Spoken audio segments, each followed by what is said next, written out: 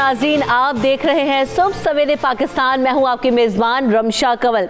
हर सुबह का आगाज़ अच्छी बात के साथ, और आज की अच्छी बात यह है कि बहुत सारे हमारे इर्द गिर्द ऐसे लोग होते हैं जो कि ज़रूरतमंद होते हैं और जिनको बहुत सारी हमारी मुआवनत, दिलजोई और एहसास की ज़रूरत होती है। तो मोहताजों, गरीबों, यतीमों और बहुत सारे इर्द गिर्द जो आपके ऐसे लोग हैं जो कि ज़रूरतमंद हों, उनकी दिलजोई करना, उनकी मदद करना दीन इस्लाम का बुनियादी दर्स है। और इसी दर्स को देखते हुए अगर हम किसी की मदद करेंगे तो अल्लाह ताला हमारी मदद करेगा। बहुत दफ़ा हम कहते हैं ना कि मैं बहुत ज़्यादा परेशान हूँ, मेरे साथ बहुत सारे मसले मसाइल हो रहे हैं, लेकिन हम उस पर ये चीज़ नहीं सोचते कि हमने क्या अपने से करीब जो लोग हैं जो कि परेशान हैं, क्या उनकी मदद करने की कोशिश की है। यकीन करें कि जब आप किसी की मदद करेंगे, अल्लाह ताला आपकी ऐसी मदद करेगा, गैब से मदद करेगा कि आप सोचेंगे कि मेरे काम कैसे हल हो गए, मैं तो इस बारे में सोच भी नहीं सकता था। तो आप दूसरों के लिए जो है आसानियां पैदा करें, उनकी मदद करें, ज़रूरतमंदों की मदद करें, ताकि आपके आगे आने वाली ज़िंदगी में जो है वो मसाइल कम भी हों और जो हमारा माशरा है वो एक हेल्दी माशरा बने, ताकि जो ज़रूरतमंद लोग हैं उनका हम ख्याल रखें और कोई भी नेकी का मौका अपने हाथ से जाने ना दें। इसी तरह हम बहुत सारी नेकियां कमा सकते हैं और उनकी भी मुश्किलात को आगे आने वाली ज़िंदगी में हल करने का बाइस भी बन सकते हैं। प्रोग्राम में आगे बढ़ेंगे, कुछ मौसम की बात करेंगे। मौसम ने एक बार फिर करवट ले ली है और बड़े ज़बरदस्त अंदाज में करवट ली। हम कह रहे थे ना कि जनाब अब शायद ठंड कम होती नज़र आ रही है, लेकिन आज लाहौर में सुबह से कड़ाकेदार बादल गरज रहे हैं। आज मेरी सुबह आंख भी उन्हीं बादलों के गरजने से खुली है। क्या ठंड है, क्या बारिश हो रही है ज़बरदस्त, और बहुत ज़्यादा खूबसूरत मौसम है। इसी तरह अगर लाहौर के बाद इस्लामाबाद का रुख करें तो वहाँ पर भी खासा खूबसूरत मौसम है। कम से कम दर्जा हरारत 5 है। और अगर कराची की बात की जाए तो कराची में यखबस्ता हवाओं का राज है, साइबेरियन हवाएँ चलने का इम्कान है, और जिस तरह हवाएँ चल रही हैं कम से कम दर्जा हरारत 7 डिग्री सेंटीग्रेड है। पेशावर का भी कराची जैसा ही कुछ मौसम है और वहां पर भी कम से कम दर्जा हरारत 7 डिग्री सेंटीग्रेड, जबकि ज्यादा से ज्यादा दर्जा हरारत 9 डिग्री सेंटीग्रेड रहेगा। और कोयटा में तो आज -11 तक पारा पहुंच चुका है। इंतहाई सर्दी है, खूब बर्फबारी हो रही है और लोग जो है ना वो बिल्कुल जम चुके हैं वहां पे। अगर आज़ाद कश्मीर की बात की जाए तो वहां पर दर्जा हरारत -3 डिग्री सेंटीग्रेड कम से और ज्यादा से ज्यादा दर्जा हरारत 2 डिग्री सेंटीग्रेड है।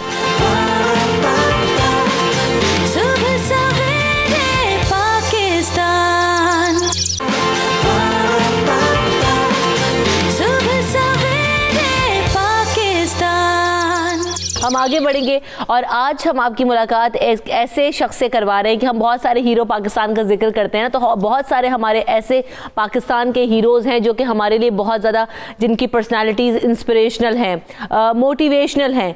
कैसे कि आज हम आपकी मुलाकात करवाएंगे अवैस इकबाल साहब के, जो कि इंफॉर्मेशन टेक्नोलॉजी एक्सपर्ट हैं और आपने पाकिस्तान का नाम दुनिया भर में रोशन किया है। आपका ताल्लुक सिस्को सिस्टम कैनेडा से है, जहाँ पर आप सिस्टम इंजीनियरिंग है।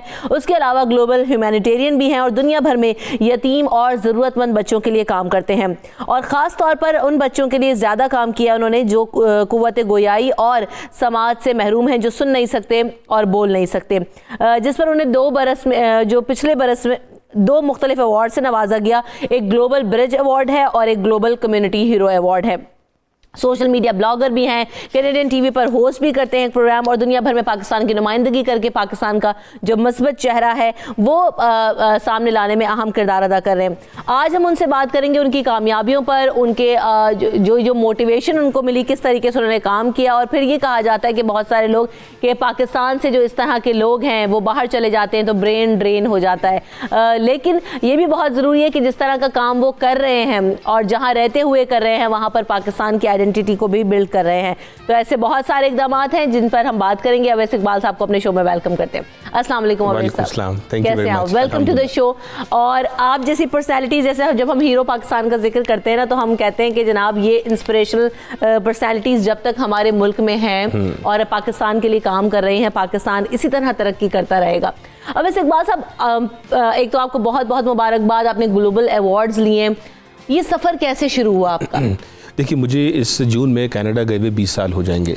तो 20 सालों में अपनी नौकरी के साथ साथ हमेशा अल्लाह ने मौका दिया कि घर आके दरवाज़ा बंद करके बैठ तो हर कोई सकता है, लेकिन लाइफ को मैक्सिमाइज़ करना, अगर अल्लाह ने आपको कोई स्किल्स दी हैं या पैसा दिया है या वक्त से नवाजा है, तो उसको आप दूसरों के भले में कैसे बरूए कार ला सकते हैं। तो ये सफ़र 18-20 साल का सफ़र है जो अब इस हवाले से उसकी रिकग्निशन है, और ये रिकग्निशन उन बच्चों के हवाले से है कि जिनको हमें अल्लाह ने सर्व करने का मौका दिया। तो ये सिलसिला जो है वो 18-20 सालों से जारी है। ये जो आपने प्रोग्राम का आगाज़ किया डेफ रीच के नाम से, ये क्या प्रोग्राम है और इसमें आपके मुआविन कौन कौन लोग हैं, किस तरह से आप इस प्रोग्राम को रन करते हैं? देखिए, बड़ी कमाल स्टोरी है और अल्लाह जिससे चाहे काम ले ले। तकरीबन 30 साल पहले एक फ्रेंच कैनेडियन डैनियल मार्क और रिचर्ड और उनकी बीवी हेडी, वो न्यूयॉर्क से पाकिस्तान मूव हुए और वो डेफ बच्चों की खिदमत करने के लिए मूव हुई। ये वो ज़माना था जिस ज़माने में मैं और बहुत सारे लोग अपना करियर और फ्यूचर बनाने के लिए पाकिस्तान से बाहर निकल रहे थे, लेकिन अल्लाह ने उनको हमारे मुल्क में भेजा। उन्होंने यहाँ पे आके जो है वो डेफ रीच के नाम से इदारा कायम किया डेफ बच्चों की तालीम का। अब सालाना 1200 बच्चे मुख्तलिफ स्कूलों से पढ़ के निकलते हैं। कराची जो है वो सक्खर, नवाबशाह, हैदराबाद, जेहलम, अब लाहौर में हमारा कैंपस बनने जा रहा है। और न सिर्फ तालीम बल्कि उन डेफ बच्चों को जो है वो स्किल्स भी दी जाती हैं। कराची में 7 KFCs हैं जो डेफ रन हैं। मैनेजर, लिस्टिंग के बाकी सारे एम्प्लॉइज़ डेफ रीच इदारे के प्रोवाइड करता है। गुल अहमद ने 100 बंदे हायर किए। तो इस तरह पूरा एक फुल लाइफ साइकिल है, एजुकेशन से लेके किंडरगार्टन से all the way up to BA तक। दुनिया में 2 डेफ बच्चों की यूनिवर्सिटीज़ हैं, एक वाशिंगटन में है और दूसरी कराची में बनने जा रही है। हमारे लिए बड़े फ़ख्र की बाइस है। तो मुझे उनके साथ अटैच होने का मौका 3 साल पहले मिला। एक ब्रेकफास्ट में मेरी मुलाकात हुई, फिर अल्लाह ने मुझे ज़रिया बना दिया। हमने अपना इन्फ्लुएंस यूज़ किया कनाडा में। ह्यूमन कंसर्न इंटरनेशनल जो चैरिटी, उसके साथ मिलकर $2 लाख इनके लिए रेज़ किए। उसके बाद जो है वो इन्होंने मुझे मज़ीद इज़्ज़त से नवाज दिया। इन्होंने मुझे नॉर्थ अमेरिका का गुडविल एम्बेसडर बना दिया। तो मेरा काम है इनके लिए अवेयरनेस क्रिएट करना, इनके लिए फ़ंड्स क्रिएट करना और किस तरह से हम इनको जो है वो मजीद आगे तो बच्चों को तालीम किस तरह से दी जाती है, क्योंकि डेफ और डम बच्चों के लिए बड़ा मुश्किल होता है। उनका एक सिस्टम बिल्कुल डिफरेंट है, उसको अंडरस्टैंड करना, क्योंकि जाहिर सी बात है जब तक आप अंडरस्टैंड नहीं करेंगे तो आगे कैसे काम करेंगे। बिल्कुल, तो वो सारा प्रोसेस किस तरह? जी देखिए, इन्होंने अब 30 साल का सफ़र इन्होंने पूरा गुजार लिया और पूरे मॉडल को बना के दिखा दिया। बल्कि इन्होंने पान साइन लैंग्वेज PSL के नाम से साइन लैंग्वेज को विजुअली इवॉल्व किया। अब दुनिया भर में वो मॉडल रेप्लिकेट हो रहा है। तो ना सिर्फ बच्चों को ये तालीम दे रहे हैं, साथ साथ वीकेंड के ऊपर वालिदैन को साइन लैंग्वेज सिखाते हैं। अच्छा, हम इनको वालिदैन की भी ट्रेनिंग हो रही है ताकि वो अपने बच्चों से कम्युनिकेट कर सके ना। हम इनको माजूर बच्चे नहीं कहते, हम इनको ये कहते हैं कि ये वो कम्युनिटी है विच स्पीक्स अ डिफरेंट लैंग्वेज। वो उर्दू इंग्लिश बोलने के बजाय साइन लैंग्वेज बोलती है। इस साल कराची बोर्ड में हमारी 9th क्लास की जो स्टूडेंट है मरियम, उसने पूरे कराची बोर्ड में 3rd पोजीशन उठाई, चाहे सुनने वाले बच्चे थे या सुनने वाले बच्चे नहीं थे। तो खुदादाद सलाहियतों के मालिक होते हैं ये बच्चे। और जिस तरह से आपको कभी मौका मिलेगा स्कूल का विजिट कराएंगे, ऐसी एजुकेशन आपने और मैंने भी बड़े से बड़े स्कूल का आप नाम ले लें, हमने हासिल नहीं की होगी। ज़बरदस्त। अच्छा, बड़ा डिफरेंट लग रहा है, क्योंकि जब मैं शख्सियत के बारे में पढ़ रही थी और इंट्रो दे रही थी तो आप IT फील्ड से रिलेटेड हैं और इंजीनियरिंग और ये सारी चीज़ें करते रहे हैं। आपकी जॉब्स भी, प्रोफाइल आपकी जब देखी तो ये ऑल द वे बिल्कुल डिफरेंट और डाइवर्स फील्ड है। एजुकेशन और IT का मेरे नहीं ख्याल से कि इतना कोई ताल्लुक बनता है, तो कैसे इनको फिर आपने सम अप किया या कोरिलेट किया है? जो खल्क़े खुदा की खिदमत का काम है वो हर एक का कोई ना कोई पैशन होता है। या तो आप किसी को खाना खिलाना चाहते हैं, या आप एजुकेशन में आना चाहते हैं, या मुख्तलिफ एरियाज़ हैं फलाह के। तो मुझे अल्लाह ने मौका दिया ये एजुकेशन के हवाले से, बच्चों के हवाले से, यतीम बच्चों के हवाले से, तो उसमें मैं तो अल्लाह का शुक्र अदा करता हूँ। तो इस तरह मैं डेफ रीच के साथ अटैच हो गया, दीगर और इदारों के साथ अटैच हो गया, और हमसे जो अल्लाह ने काम लेना है थोड़ा बहुत, जो भी, जब तक हम एक स्टॉप पे हैं अपना काम करेंगे, फिर हमें कोई और रिप्लेस करेगा। सही। तो इस नीयत से काम जारी है। आपको 2 अवार्ड्स दिए गए हैं, वो अवार्ड्स किस वजह से आपको मिले? जी देखिए, सिस्को सिस्टम्स दुनिया की एक बड़ी IT कंपनी, हमारे 80,000 एम्प्लॉइज़ हैं, 92 कंट्रीज़ में ऑपरेशन है, और मुझे 12 साल हो गए इनके साथ काम करते हुए। तो कॉर्पोरेट सोशल रिस्पॉन्सिबिलिटी के हवाले से देखा जाए तो हमारी कंपनी इतनी इनकरेज करती है हर एम्प्लॉई को कि वो अपनी कम्युनिटीज़ में जाके अपना किरदार ज़रूर अदा करे। तो ये अल्लाह का फ़ज़ल है कि इस साल जो है वो सालाना 2 अवार्ड्स दिए जाते हैं। एक होता है ग्लोबल ब्रिज अवार्ड, जिसमें 10 लोग वर्ल्ड वाइड चुने जाते हैं उनके काम की बुनियाद पर कि उन्होंने दुनिया में क्या किरदार अदा किया अपनी जॉब से हट के। तो अल्लाह के फ़ज़ल से उसमें मेरी सिलेक्शन हुई, और उसके बाद इन 10 ब्रिज अवार्ड्स के दरमियान with in the company voting होती है। 80,000 लोग वोट देते हैं, और जिसकी स्टोरी उनको बेहतर लगती है फिर वो सालाना एक ग्लोबल कम्युनिटी हीरो होता है वर्ल्ड वाइड लेवल के ऊपर। तो दिसंबर 9 को उन्होंने हम सबको जमा किया लंदन UK के अंदर, और बड़ा सरप्राइजिंग था, किसी को नहीं पता था, और उन्होंने मुझे जो है वो ये ग्लोबल अवार्ड के लिए चुना। सही। जिससे मैं समझता हूँ कि शक्ल मेरी थी लेकिन नाम पाकिस्तान का था। बेशक, बिल्कुल। और नाम वो डेफ रीच के बच्चों का था, तो इसलिए मैंने वो, मेरे नज़दीक तो वो अवार्ड जो है वो उसकी जो मोस्ट डिजर्विंग है वो बच्चे हैं कि जिनको अल्लाह ने हमें खिदमत करने का मौका दिया। आप टीवी शो भी करते हैं, कैनेडियन टीवी, रेडियो करते हैं, टीवी शो करते हैं, तो किस तरह का शो है उसके बारे में भी बताएं। जी हाँ, जो मेरा शो उसका नाम है the local perspective with Uwais Iqbal. जब हमने वहाँ ज़रूरत महसूस की कि हम कनाडा तो आ गए, 20-20 साल से 30-30 साल से लोग वहाँ पे रह रहे हैं, लेकिन अभी भी हमारा मिजाज जो है वो पीछे मौजूद है पाकिस्तान में। पाकिस्तान की फ़िक्र करना ज़रूरी है, लेकिन हमने देखा कि जो है वो कैनेडियन माशरे में और हमारी कम्युनिटी के दरमियान ब्रिज की कमी है। और हमारे लोग कहते तो हैं कनाडा में रहते, लेकिन वहाँ से इंटीग्रेट नहीं होते सोशली, पॉलिटिकली, रिलीजियसली, कल्चरली। तो उस हवाले से मैंने शो शुरू किया। अब तकरीबन 123 एपिसोड्स हो चुकी हैं। अल्हम्दुलिल्लाह एक ब्रांड बन चुका है और हमारे इनरोड्स बन गए हैं। उसका भी पर्पस जो है वो भी वॉलंटियर बेसिस के ऊपर है। उसका पर्पस भी किस तरह से अपनी कम्युनिटी को हम ब्रिज करें मेन स्ट्रीम सोसाइटी के साथ। उसके फ्रूट्स जो है वो डिलीवर होना शुरू हो गए। हमारे जो सियासी हलकों में ताल्लुकात बने, समाजी हलकों में ताल्लुकात बने, आवाम की आवाज़ हम उन तक पहुँचाते हैं, उनकी आवाज़ हमारी आवाम तक पहुँचाते हैं। तो ये बेसिकली शो का पर्पस है। यानी पाकिस्तानियों के लिए भी आपने वहाँ पर एक जो है ना वो ब्रिज का काम किया कि उनको अगर कोई प्रॉब्लम्स हैं या जो है वो अगर एड्रेस नहीं कर सकते हैं तो आप एज कम्युनिटी उनको तक कन्वे करते हैं। अच्छा, अब ये भी बात कही जाती है वैसे साहब कि बहुत सारी दफ़ा जब मुल्क से लोग उठकर बाहर चले जाते हैं, और आपने भी जिसने बताया कि जिस ज़माने में न्यूयॉर्कियंस आए और यहाँ पर काम किया तो लोग तवातुर से निकल रहे थे, और अभी भी हमने देखा कि 80 लाख से ज़्यादा नौजवान निकल चुके हैं, क्योंकि जिस तरह के हालात यहाँ पर हैं ब्रेन ड्रेन पैदा हो जाता है मुल्क के अंदर। और फिर कहते हैं कि लोग अब यहाँ से चले जाने के बाद पाकिस्तान के लिए काम नहीं कर सकते। आप इस फिनोमेना से अग्री करते हैं? मैं अनफॉर्चुनेटली मैं एग्री नहीं करता, और हो सकता है कुछ लोग इस पर एतराज़ भी करें, रिस्पेक्टफुली कर सकते हैं। मेरे नज़दीक एक इल्यूजन है। उसकी वजह यह है कि मैंने तो आज तक पाकिस्तान में नहीं सुना कि किसी कंपनी ने कोई हायर करना है बंदा और उसको मार्केट में टैलेंट नहीं मिल रहा। ठीक है, अगर ये वाली सूरत हाल हो तो ब्रेन ड्रेन की बात करें। देखिए, ब्रेन ड्रेन का जो सबसे बड़ा बेनिफिट है वो आज मेरी शक्ल में आपके सामने बैठा है। ये एक स्टोरी है जो बाहर आई, इस तरह बेतहाशा स्टोरीज होंगी। बिल्कुल। अगर मैं बस फैमिली से ताल्लुक़ रखता हूँ, मेरा नज़रिया ये है कि हर मिडिल क्लास का एक बंदा पाकिस्तान से बाहर होना चाहिए, और उसकी वजह क्या है कि वो बेसिकली इन रिटर्न पाकिस्तान की हेल्प कर रहा है। चाहे वो पीछे अपनी फैमिली को सपोर्ट कर रहा है, उनकी एजुकेशन को सपोर्ट कर रहा है, या उनको बाहर निकालने का ज़रिया बनता है। क्योंकि हमारे पास इतने लोग हैं, और I believe in making space for others. जब मैं यहाँ पे बड़े सक्सेसफुल, मेरी जॉब थी कराची, लाहौर, इस्लामाबाद, मेरा टीचिंग प्रोफेशन से यहाँ पे भी ताल्लुक़ था। सही। तो जब मैं निकला तो जाहिर सी बात है मेरे पीछे किसी और की जगह बनी। तो आई बिलीव इन दिस। तो मेरे नज़दीक ब्रेन ड्रेन नहीं। और जहाँ कहीं भी हम बैठे हुए हैं तो हम ना सिर्फ पाकिस्तान के एम्बेसडर हैं, साथ साथ हम इस्लाम के भी एम्बेसडर हैं। तो अब जब सिस्को कंपनी में डेफ रीच का नाम आया या मेरा नाम आया, तो मेरे नाम के ज़रिए पाकिस्तान का नाम आया।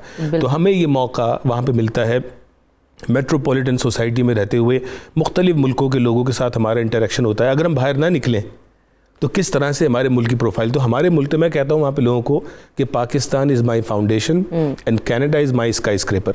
मैं फाउंडेशन लेके आया था कनाडा, उसके बाद उसके ऊपर बिल्डिंग खड़ी हुई है। अगर फाउंडेशन मजबूत ना होती तो बिल्डिंग भी टेढ़ी होती। बात वही ना वैसे साहब कि हम किस तरह से जो है अपनी जो थिंकिंग है उसको मोल्ड करते हैं, या हमने लाइफ में जो गोल सेट किए हम उनको किस बेस पे अचीव करते हैं। अब जैसे हम बहुत सारे लोग बात करते हैं, क्योंकि अब जो ज़माना आ गया है बियॉन्ड बाउंड्रीज चीज़ें होती जा रही हैं। वो बाउंड्रीज की अब जो बात है वो ख़त्म हो गई।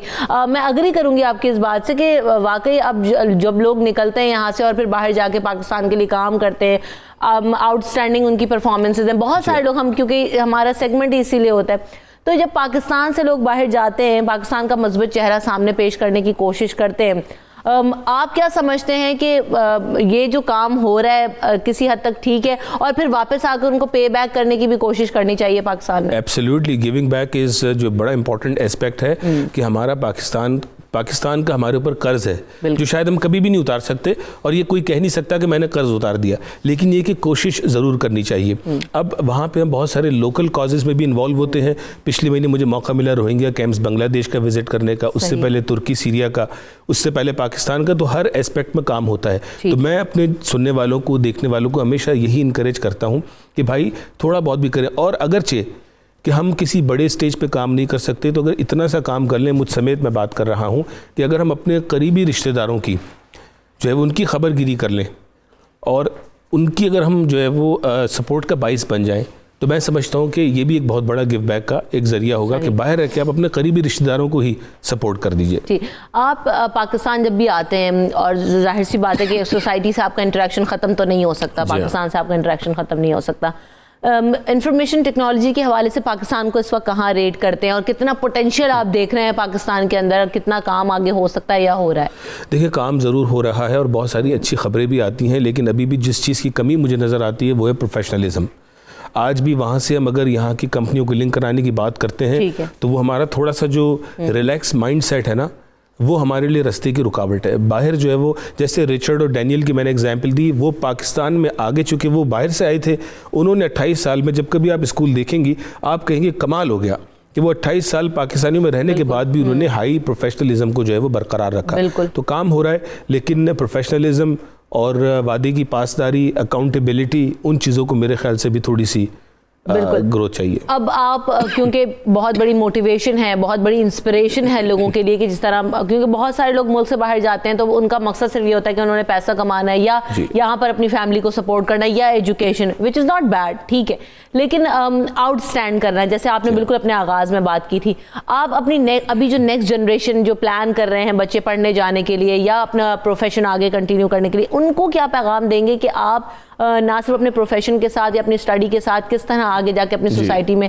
पाकिस्तान का नाम रोशन कर सकते हैं, अपनी पर्सनालिटी को आउटस्टैंड कर सकते हैं? देखिए, मैं तो ये जो मैसेज अपने स्टूडेंट्स और बच्चों को देता हूँ वो यहाँ पर दूंगा कि सबसे पहली बात हुई कि ऐसे प्रोफेशन को चुनें कि जिसमें आप अपने बियॉन्ड भी सोच सकें। कुछ प्रोफेशंस ऐसे हैं जिसमें आप शायद किसी का भलाई ना कर सकें। अगर आपका प्रोफेशन किसी के भलाई का बाइस बनता है तो ये तो डबल हो गया। अगर ऐसा नहीं तो अपने अंदर होता है, कुछ लोग जो है वो ये पैशन लेके आते हैं और कुछ लोगों को पैशन डेवलप करना पड़ता है, और पैशन इस चीज़ का डेवलप करें खल्क़े खुदा की खिदमत का, उसके लिए ज़रूरी है किसी के साथ अटैच हो जाएं। अपने अतराफ़ में देखिए कौन ऐसा सिंसियर बंदा है कि जो आपको पुल करेगा। बाज़ औक़ात आपको पुल चाहिए होता है, और हमेशा जो है वो अबव एवरेज होने की कोशिश करें। हमें कभी भी जो है वो सतही काम ना करें। Always think about going above and beyond, और अपने वक्त को ज़ाया ना होने दें। वक्त अगर ज़ाया करना है तो लाइन में लग के ज़ाया करें। अगर किसी लाइन में आप खड़े हैं, किसी एजुकेशन के लिए खड़े, फिर अगर आपका वक्त ज़ाया होगा तो एंड में आपको डिलीवरी नज़र आएगी। और आखिर में अगर अल्लाह ने आपको सलाहियतें दी हैं, पैसे से नवाजा है, वक्त से नवाजा है, तो उसको ज़ाया मत होने दें, अपनी हद तक मत रखें। बिल्कुल, बहुत ज़बरदस्त, और it was really nice having you on the show Awais साहब। और अल्लाह ताला आपको और इस्तिकामत दे, ताकत दे और हिम्मत दे कि आप इसी तरीके से आगे काम करते रहें और पाकिस्तान का नाम दुनिया भर में रोशन करते रहें, और जो बच्चे जिनके लिए आप काम कर रहे हैं उनके लिए भी जो है आप मज़ीद एफर्ट कर सकें। Thank you so much Awais साहब।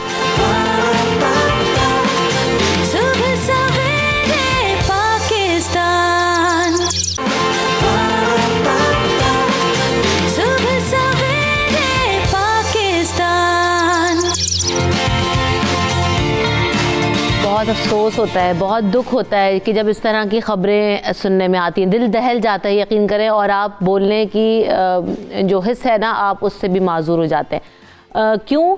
क्योंकि जब इन ख़ुदकुशियों के कॉजेज़ को पढ़ते हैं या देखते हैं या वजूहात जब सामने आती हैं तो बच्चों को गर्म कपड़े नहीं दिला सके। उस माशरे में जहाँ पर अगर आप बहुत गरीब है अगर कोई शख्स, तो वो लंडे से जाके सस्ते से सस्ता कपड़ा, सस्ते से सस्ता गर्म स्वेटर ख़रीद सकता है, लेकिन क्या आलम होगा उसकी गुर्बत का, क्या लेवल होगा कि वो बच्चे के लिए सस्ते से सस्ता एक स्वेटर नहीं ला सका, जिसकी वजह से उसने अपनी जान दे दी। किस कर्ब से गुजरा होगा वो। और फिर हमने बहुत सारी ऐसी स्टोरीज़ भी देखी कि जहाँ पर गुर्बत की वजह से एक बाप ने अपने 3 बच्चों को कत्ल कर दिया, ख़ुद उन्हें गोली मार दी और उसके बाद ख़ुद को भी गोली मार ली। तो क्या चलता होगा दिमाग में, क्या सोचते होंगे ऐसे लोग। और फिर बहुत सारी वजूहात हैं, सिर्फ एक गुर्बत नहीं है, महंगाई बहुत ज़्यादा बढ़ गई है, बहुत ज़्यादा बेरोज़गारी बढ़ गई है, फिर तालीम की कमी है, उसके अलावा डिप्रेशन है हमारे माशरे के अंदर, सोशल स्टेटस है, प्रेशर है, जिसकी वजह से ये ख़ुदकुशियाँ बढ़ती चली जा रही हैं। लेकिन बात यह है कि हम इसको रोक किस तरह सकते हैं। एक ख़बर आती है, सुनते हैं, देखते हैं, 4 दिन उसका तस्करा भी होता है, उसके बाद वो वैनिश हो जाती है, ख़त्म हो जाती है, फिर हम अपनी ज़िंदगी में मसरूफ़ हो जाते हैं। हमें नहीं पता कि हमें जो हमारे बराबर में शख्स रह रहा है वो किस हाल में रह रहा है। हमारे गली के कोने पे जो शख्स, बच्चा या जो भी आदमी कचरा उठाने आता है, क्या उसने खाना खाया है, क्या उसकी फैमिली में हालात बेहतर हैं, या ये जो रोज़ी रोटी के लिए निकला है क्या वो उन तकाज़ों को पूरा कर पा रहा है। फिर जब वो लोग खुदकुशियाँ कर लेते हैं, अपने बच्चों को मार देते हैं, तो हम रो रहे होते हैं, हम बड़े बड़े यहाँ पर बैठ के डिस्कशंस कर रहे होते हैं। तो हमारा अपना किरदार क्या है, हम सोशली कितना इन्वॉल्व हैं इन चीज़ों को रोकने के लिए। इन तमाम चीज़ों पर आज बात करेंगे। हमारा जो पैनल है उनका तारुफ आपसे कराते चलो। मुझे ज्वाइन कर रहे हैं आज शो में फ़ारूक सुहेल गोइंदी साहब, जो कि किसी तारुफ के मोहताज नहीं हैं, मुसन्निफ़ हैं, कॉलम निगार हैं, सोशल एक्टिविस्ट हैं और बड़ा दर्द रखते हैं माशरे के लिए और अपना किरदार अदा करने की भरपूर कोशिश भी करते हैं। साथ साथ डॉक्टर अमरीन मुझे ज्वाइन कर रही हैं, जो कि मारूफ साइकोलॉजिस्ट हैं और सोशल इशूज़ पर कड़ी नज़र रखती हैं कि आया ये जो वजह है, ये जो हमारे माशरे में प्रॉब्लम्स हैं, ये क्यों हैं, इनको हल करने के लिए हम कर क्या सकते हैं। फारूक साहब, बड़ा दुख हुआ मुझे, बड़ा कर्ब हुआ। यकीन करें मैं बोलने के काबिल नहीं थी कि मैं उस स्टोरी को देखने के बाद मैं क्या कह सकती हूँ। ना सिर्फ सिंध, 5 साल के दौरान 1300 खुदकुशियाँ, बच्चों को मार देना, खुद को मार लेना, और ये सिर्फ सिंध के फिगर्स हैं। पूरे पाकिस्तान के क्या हालात हैं हम तो, और बहुत सारे केसेस रिपोर्ट नहीं होते। Exactly. हम कहाँ खड़े हैं फारूक साहब? शुक्रिया, ये बड़ा अहम मौजू है। एक ज़वाल याफ्ता मुआशरे की निशानी है और ये एक नाकाम मुआशरे की निशानी है। और आपने एक अच्छी बात की कि एक डिप्रेशन है। असल में हमारी सोसाइटी के जो, मेरा तो मौजू ये है, मेरी एक किताब का नाम है बिखरता समाज, उसके अंदर यही टॉपिक्स हैं कि हम एक ऐसा समाज है, हमारे दावे बड़े हैं उम्मत मुस्लिमा के भी। कोई बात करेंगे एशिया की सबसे बड़ी चीज़ हमारे पास है और तेज़ रफ्तारी से हम गाड़ी चलाते हैं, लेकिन हम टाइम के पाबंद नहीं हैं। ये वो तज़ादात हैं इस सोसाइटी के। 5 लाख लोग 2019 में पाकिस्तान छोड़ गए और हम कहते हैं जी हम बहुत एशियन टाइगर बन रहे हैं। पिछली हुकूमत में ये सुनते थे। तो ये जो खुदकुशी है, इसकी 2-3 वजूहात हैं, डॉक्टर साहब भी बताएंगी। पहली एक इज्तिमाई समाज की वजह है, हमारे समाज में होप्स नहीं है। मैंने आगे एक प्रोग्राम में बताया था कि मेरी एक बाहर से दोस्त आई, तो उसने कहा, अभी तुर्की से एक राइटर हैं, तो हमने उनको इस्लामाबाद में लॉन्चिंग रखी, तो मैं कहा आप पिंडी चलें। तो एक दिन घूमने के बाद कहती है आप उदास कपड़े पहनते हैं, आपके चेहरों पे स्माइल नहीं है, आपके, मैं कहा नहीं एक चीज़ और भी है। कहती वो क्या, मैं क्या गुस्सा है? कहती हाँ ये देखो एक अच्छी वाली लड़की है कॉलेज की, तो ये क्रॉस गलत कर रही है। ये जो सोसाइटी के अंदर एक एंगरनेस है। दूसरा एक डिप्रेशन है, हमारे कपड़ों के रंग, हमारी चीज़ों, हम इसको सूफियाना कह देते हैं जी, हम बड़े सूफी हैं जी। ये भी एक बड़ी पैसिव सी लाइन है। तो हमारी सोसाइटी में होप्स नहीं है, सोशल जस्टिस नहीं है, लोगों को उम्मीद नहीं है। देखिए समाज, जब आप बाहर जाते हैं इंग्लैंड, अमेरिका, यूरोप, तो इसीलिए जाते हैं ना कि उस समाज में अपॉर्चुनिटीज़ हैं। आप अपने बाप को छोड़ जाते हैं, धरती को, तो आप एक कैरियर बनाने जाते हैं, एक उम्मीद है। तो उस समाज, जो हमारे वो समाज सारे काफरों के समाज हैं, और इस उम्मीद से जाते हैं कि वहाँ हमारा कैरियर बनेगा। इस समाज जिसको हम कहते हैं जी इस्लामी जमहूरिया पाकिस्तान है, तो हमने इस समाज को उम्मीद से बिल्कुल दूर कर दिया है और एंगरनेस है। और इसकी कई वजूहात हैं। एक वजह सियासी भी है। फरूक साहब, एक उम्मीद का जब लफ्ज़ इस्तेमाल करते हैं ना, तो उम्मीद कब तक? देखिए, उम्मीद मईशत से और सियासत से आती है। समाज हो, रियासत हो, मुल्क हो, सियासतदानों का काम है। कायदे आज़म सियासतदान थे, अब्राहम लिंकन सियासतदान थे। ये जो हम कहते हैं ना जी सियासत से दूर रहो, सियासत का मतलब है लोगों को, समाज को बदल देना, समाज को खुशहाल कर देना। अब ये देखें ना कि हम जिस उम्मीद की बात करते हैं, हम अपने सियासतदानों की बात करते हैं, हम अपने समाज की बात करते हैं, हम अपने लीडर्स की बात करते हैं ना, ये वो लोग हैं जो हमेशा से उम्मीद दिलाते आए हैं कि अब बेहतरी होगी। वो झूठ बोलते हैं, अब ये चीजें तब्दील हो जाएंगी, अब बहुत ज्यादा बेहतरी आ जाएगी, ड्रास्टिक चेंज आएगा, इकॉनमी बेहतर हो जाएगी, गुर्बत का खात्मा हो जाएगा। तो बात ये कि उम्मीद कब तक, उम्मीद दम तोड़ जाती है। देखें, ये जो पाकिस्तानी समाज, इसका जो ज़वाल के असबाब हैं, उसकी एक वजह फ़िक्र भी है।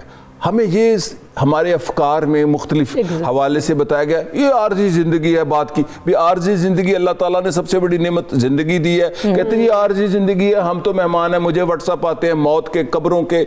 ओके, आई बिलीव इन मौत, आई बिलीव इन कब्र, आई बिलीव इन आफ्टर मौत सब कुछ होना है, मुझे हिसाब उसका देना है। इस समाज में भरपूर किरदार अदा करना है। हमें बेस्ट परफॉर्मेंस पे आपको अवार्ड मिलना है और फिर आपने नेक्स्ट फेज में जाना है। डॉक्टर अमीन, मसला क्या है? आपको क्या लगता है कि जो खुदकुशी की बढ़ती हुई वजूहात हैं, बच्चों को मार देना, क्या कॉज है? कि मतलब कपड़े नहीं थे, गर्म कपड़े नहीं दिला सका तो मार दिया? देखिए इसमें रमशा 2-3 फैक्टर्स हैं। सबसे पहले तो हम जब ये स्टेटिस्टिकल फिगर्स की बात करते हैं तो शायद सुसाइडल जो टेंडेंसीज है उनका पहले भी होती होंगी, लेकिन वो इतने ज़्यादा रिपोर्ट नहीं केसेस होते होंगे, तो हमें इस चीज़ को भी देखना चाहिए। नंबर 2, उसमें ये प्रोग्रेस ये हुई है क्योंकि अब एक कम्युनिकेशन की वजह से, एक ग्लोबल विलेज की वजह से जो है ये फैक्ट्स और स्टेटिस्टिकल फिगर्स हमें मिले हैं, no doubt, which is very alarming and it's a red signal. ठीक है जी, क्योंकि अगर हम इन स्टेटिस्टिकल फिगर्स में देखें, रिसेंट जो रिपोर्ट आई है कि जो सिंध के अंदर सबसे ज़्यादा, वो भी एक 3 अजला हैं जिनमें सबसे ज़्यादा है, और उनमें विमेन और जो यंगस्टर्स हैं उसके अंदर सबसे ज़्यादा है। तो आप देखिए रीजंस जो है ना, जब आप बात करती है तो वो वेरी करता है cross the different socio economic status and across the gender. सही। जब आप थर्ड इसमें ये आपको चीज़ देखनी पड़ेगी कि जहाँ पर सुसाइडल हम अटेम्प्ट्स की या उसकी टेंडेंसी की बात करते हैं, ये मैं अटेम्प्ट्स को बार बार कह रही हूँ, ये वो है जो अटेम्प्ट्स हो गई, बिल्कुल मैं उनकी भी बात कर रही हूँ कि जहाँ अटेम्प्ट्स की जाती हैं और वो सक्सेसफुल नहीं होती फॉर्चुनेटली, और वो बहुत ज़्यादा है। Let me tell you one thing, हमारे पास जो केसेस आते हैं तो मेरा ख्याल है कि अगर 10 केसेस हैं तो उनमें से 8 या 7 केसेस ने अंदर ऑलरेडी सुसाइडल अटेम्प्ट्स की हुई होती हैं in the past in any form. पूरी दुनिया में भी देखें तो मैं आपको ज़रा थोड़ा सा बता दूं, हम जब यूरोपियन कंट्रीज़ की भी बात करते हैं तो वहाँ भी जो डिप्रेशन जो है वो यंगस्टर्स के अंदर दैट इज़ मोर देन 50%, और वहाँ भी जो है वो सुसाइडल टेंडेंसी जो है that is more in the youngsters. तो कुछ तो कॉमन फैक्टर्स हैं रमशा, अगर मैं देखूँ ऑल ओवर द वर्ल्ड, जिसमें कि सबसे बड़ी चीज़ जो है वो यही है कि जो हमारे ऊपर सोसाइटी का प्रेशर बहुत ज़्यादा हो गया है, जो एक हमारी बेसिक नीड्स से निकल कर जो हम एक्स्ट्रा ऑर्डिनरी नीड्स मैं इनको कहती हूँ, ये जो हमारा लाइफस्टाइल बन गया है, जैसे कि फॉर एग्जांपल पहले हमारी नीड्स के अंदर ये टीवी, इंटरनेट और ये सारी चीज़ें ऑब्वियसली नहीं थी जब, अब वो एड अप होती जा रही हैं। अब लाइफस्टाइल जो चेंज हो गया है और उसकी जैसे जो तवक्कुआत, जैसे इन्होंने कहा, एक तो होप वर्ड है, दूसरा एक्सपेक्टेशंस, जो तवक्कुआत हैं, और तवक्कुआत होना बुरी बात नहीं है, लेकिन मैं फिर ये कहूँगी कि इसमें सबसे ज़्यादा जो अगर आप रीज़न देखें, अगर मैं अपने एक तो सब कॉन्टिनेंट और जो अंडर डेवलप्ड कंट्रीज़ जो हैं जिनमें पाकिस्तान भी आते हैं, मैं सिर्फ पाकिस्तान, उनमें एक बेसिक जो रीज़न है दैट इज़ दी जो इनकम लेवल है, कि आपका जो बैलेंस नहीं है बजट के दरमियान, और जैसे आपने कहा कि हम सारा सियासत पूरा सिस्टम ही बिगड़ा हुआ है, ये 1 साल या 2 साल की बात नहीं है, it's from the last 3-4 decades. और अगर हम सारा ब्लेम कर देना चाहिए गवर्नमेंट के ऊपर, तो अगर आप देखें हमारे अपनी मेंटालिटी के अंदर जो है वो चेंज नहीं है, हम सबमिसिव अप्रोच बहुत ज़्यादा है हमारी, ऑप्टिमिस्टिक अप्रोच जो है वो जो छोटी छोटी चीज़ों में, जैसे इन्होंने कहा कि स्माइल करना, ब्राइट कलर्स पहनना, तो जो थॉट पैटर्न है, बीइंग अ साइकोलॉजिस्ट मैं जिस चीज़ के ऊपर बात करती हूँ वो ज़्यादा बात करती हूँ कॉग्निटिव रीस्ट्रक्चरिंग। आम जबान में इसको हम कहते हैं कि अपने थॉट प्रोसेस को आपने कैसे पॉजिटिव करना है, पॉजिटिव वाइब्स कैसे देनी है। ये जो डिप्रेशन है, अगर आप ये देखें, बहुत से ऐसे मेरे पास आते हैं who are from the elite class जी, और उनको कोई ऐसा मतलब इनकम का इशू नहीं होता, लेकिन उनके और फैक्टर्स होते हैं। आजकल बच्चों के ऊपर स्टडीज़ का बहुत ज़्यादा प्रेशर है जी। आई हैव रिसेंटली डेल्ट, बच्चों ने इंस्टीट्यूट्स में खुदकुशियाँ की हैं, इंस्टीट्यूट्स के अंदर की हैं, और 1-2 मैंने अभी बच्चों के मैं देख रही हूँ केसेस जिसमें उन्होंने कहा है कि अगर हमारे एफएससी में मार्क्स ना आए, अगर हमें मेडिकल में एडमिशन ना मिला, चूंकि हम पिछले 3 साल से ओ लेवल्स या ए लेवल्स क्लियर नहीं कर पा रहे हैं, इतना प्रेशर है कि उन्होंने कहा इससे बेहतर है कि एस्केपिज्म हम अपनी जान छुड़ा लें। वही वाली बात आ गई जब गोविंदे साहब हमारे साथ उस शो में थे, आई थिंक शो के नंबर 1 होने की जो दौड़ है ना, वो माँ बाप भी इतना ओवर प्रेशर कर देते हैं, जो जब कंपैरिजन आ जाता है। लेकिन हमने जो मैं बात करना चाह रही हूँ वो ये भी कि देखें हमारे जो इलीट्स के मसाइल हैं वो तो बहुत तरीके से हल हो भी जाते हैं, क्योंकि सबसे बड़ा फैक्टर जो है वो सोशली स्ट्रांग होते हैं, फाइनेंशियली स्ट्रांग होते हैं, तो उनके लिए इन सारी चीज़ों से डील करना बहुत ज़्यादा बेहतर है, और वो कर भी लेते हैं किसी हद तक।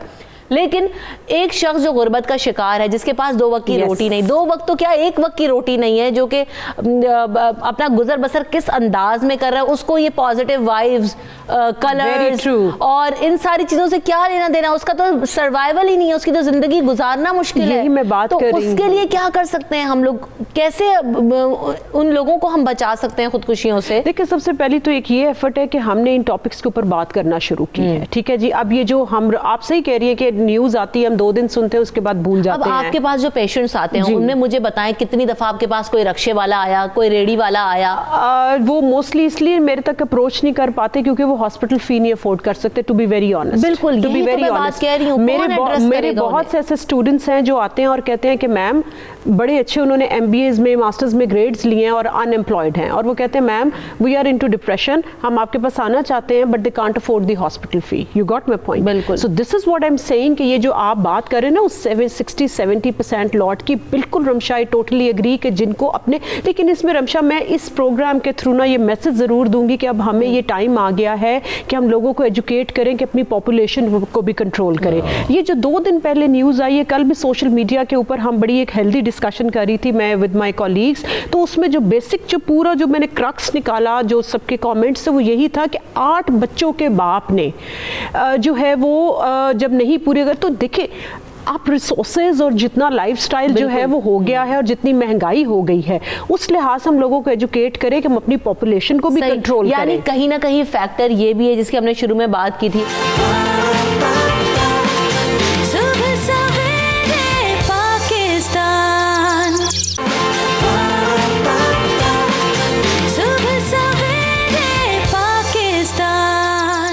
अवेयरनेस की कमी है, एजुकेशन की कमी है, जिसकी वजह से भी हम या कहते हैं ना कि बहुत सारे लोगों को अंदाजा ही नहीं होता कि वो अपनी जिंदगी के साथ कर क्या रहे हैं, आगे जाके इसका नुकसान क्या होगा। तो वो अवेयरनेस नहीं है, वो ना कोई बताने वाला है ना समझने वाले। देखिए मैंने आप पहली तो बात मुआशी है, वो जो खलीज है गुर्बत और दौलत की बहुत बड़ी है बिल्कुल, और पॉवर्टी वजह है, लेकिन एक फ़िक्र की है। मेरा एक कॉलम है और इसके कई कॉलम मैंने आगे लिखे कि खुशी तलाश नहीं तख्लीक करो। मैं खुशी तख्लीक करने पे यकीन रखता हूँ और आप सुनेंगे कि मैं कैसे करता हूँ। मुझे फ्रोज़न ट्रॉमा है एक ट्रेजिडी का, हर साल मार्च अप्रैल में मुझे ऐसा डिप्रेशन होता है कि कई साल मुझे समझ ना आई। उसकी एक रीज़न थी जुल्फ़िकार अली भुट्टो की फांसी थी।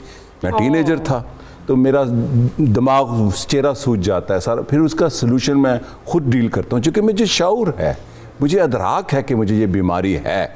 मैं well of middle class family से छोटे से ताल्लुक़ रखता हूँ, मेरी गुर्बत मसला नहीं है, तो उसका मैं ट्रीटमेंट करता हूँ, खुशी तलाश करता हूँ। और अच्छा मेरा बिहेवियर ऑप्टिमिस्टिक है ज़िंदगी में, हमेशा कहता हूँ, आपको भी आज फिर शेयर करूँ, मेरे से अक्सर पूछते हैं, मेरा तो चूँकि पॉलिटिकल एनालिसिस करना मेरा तो प्रोफेशन है बचपन से, कि मैं कहता हूँ कि मेरा पॉलिटिकल एनालिसिस इस सोसाइटी के लिए बड़ा डिप्रेसिव है।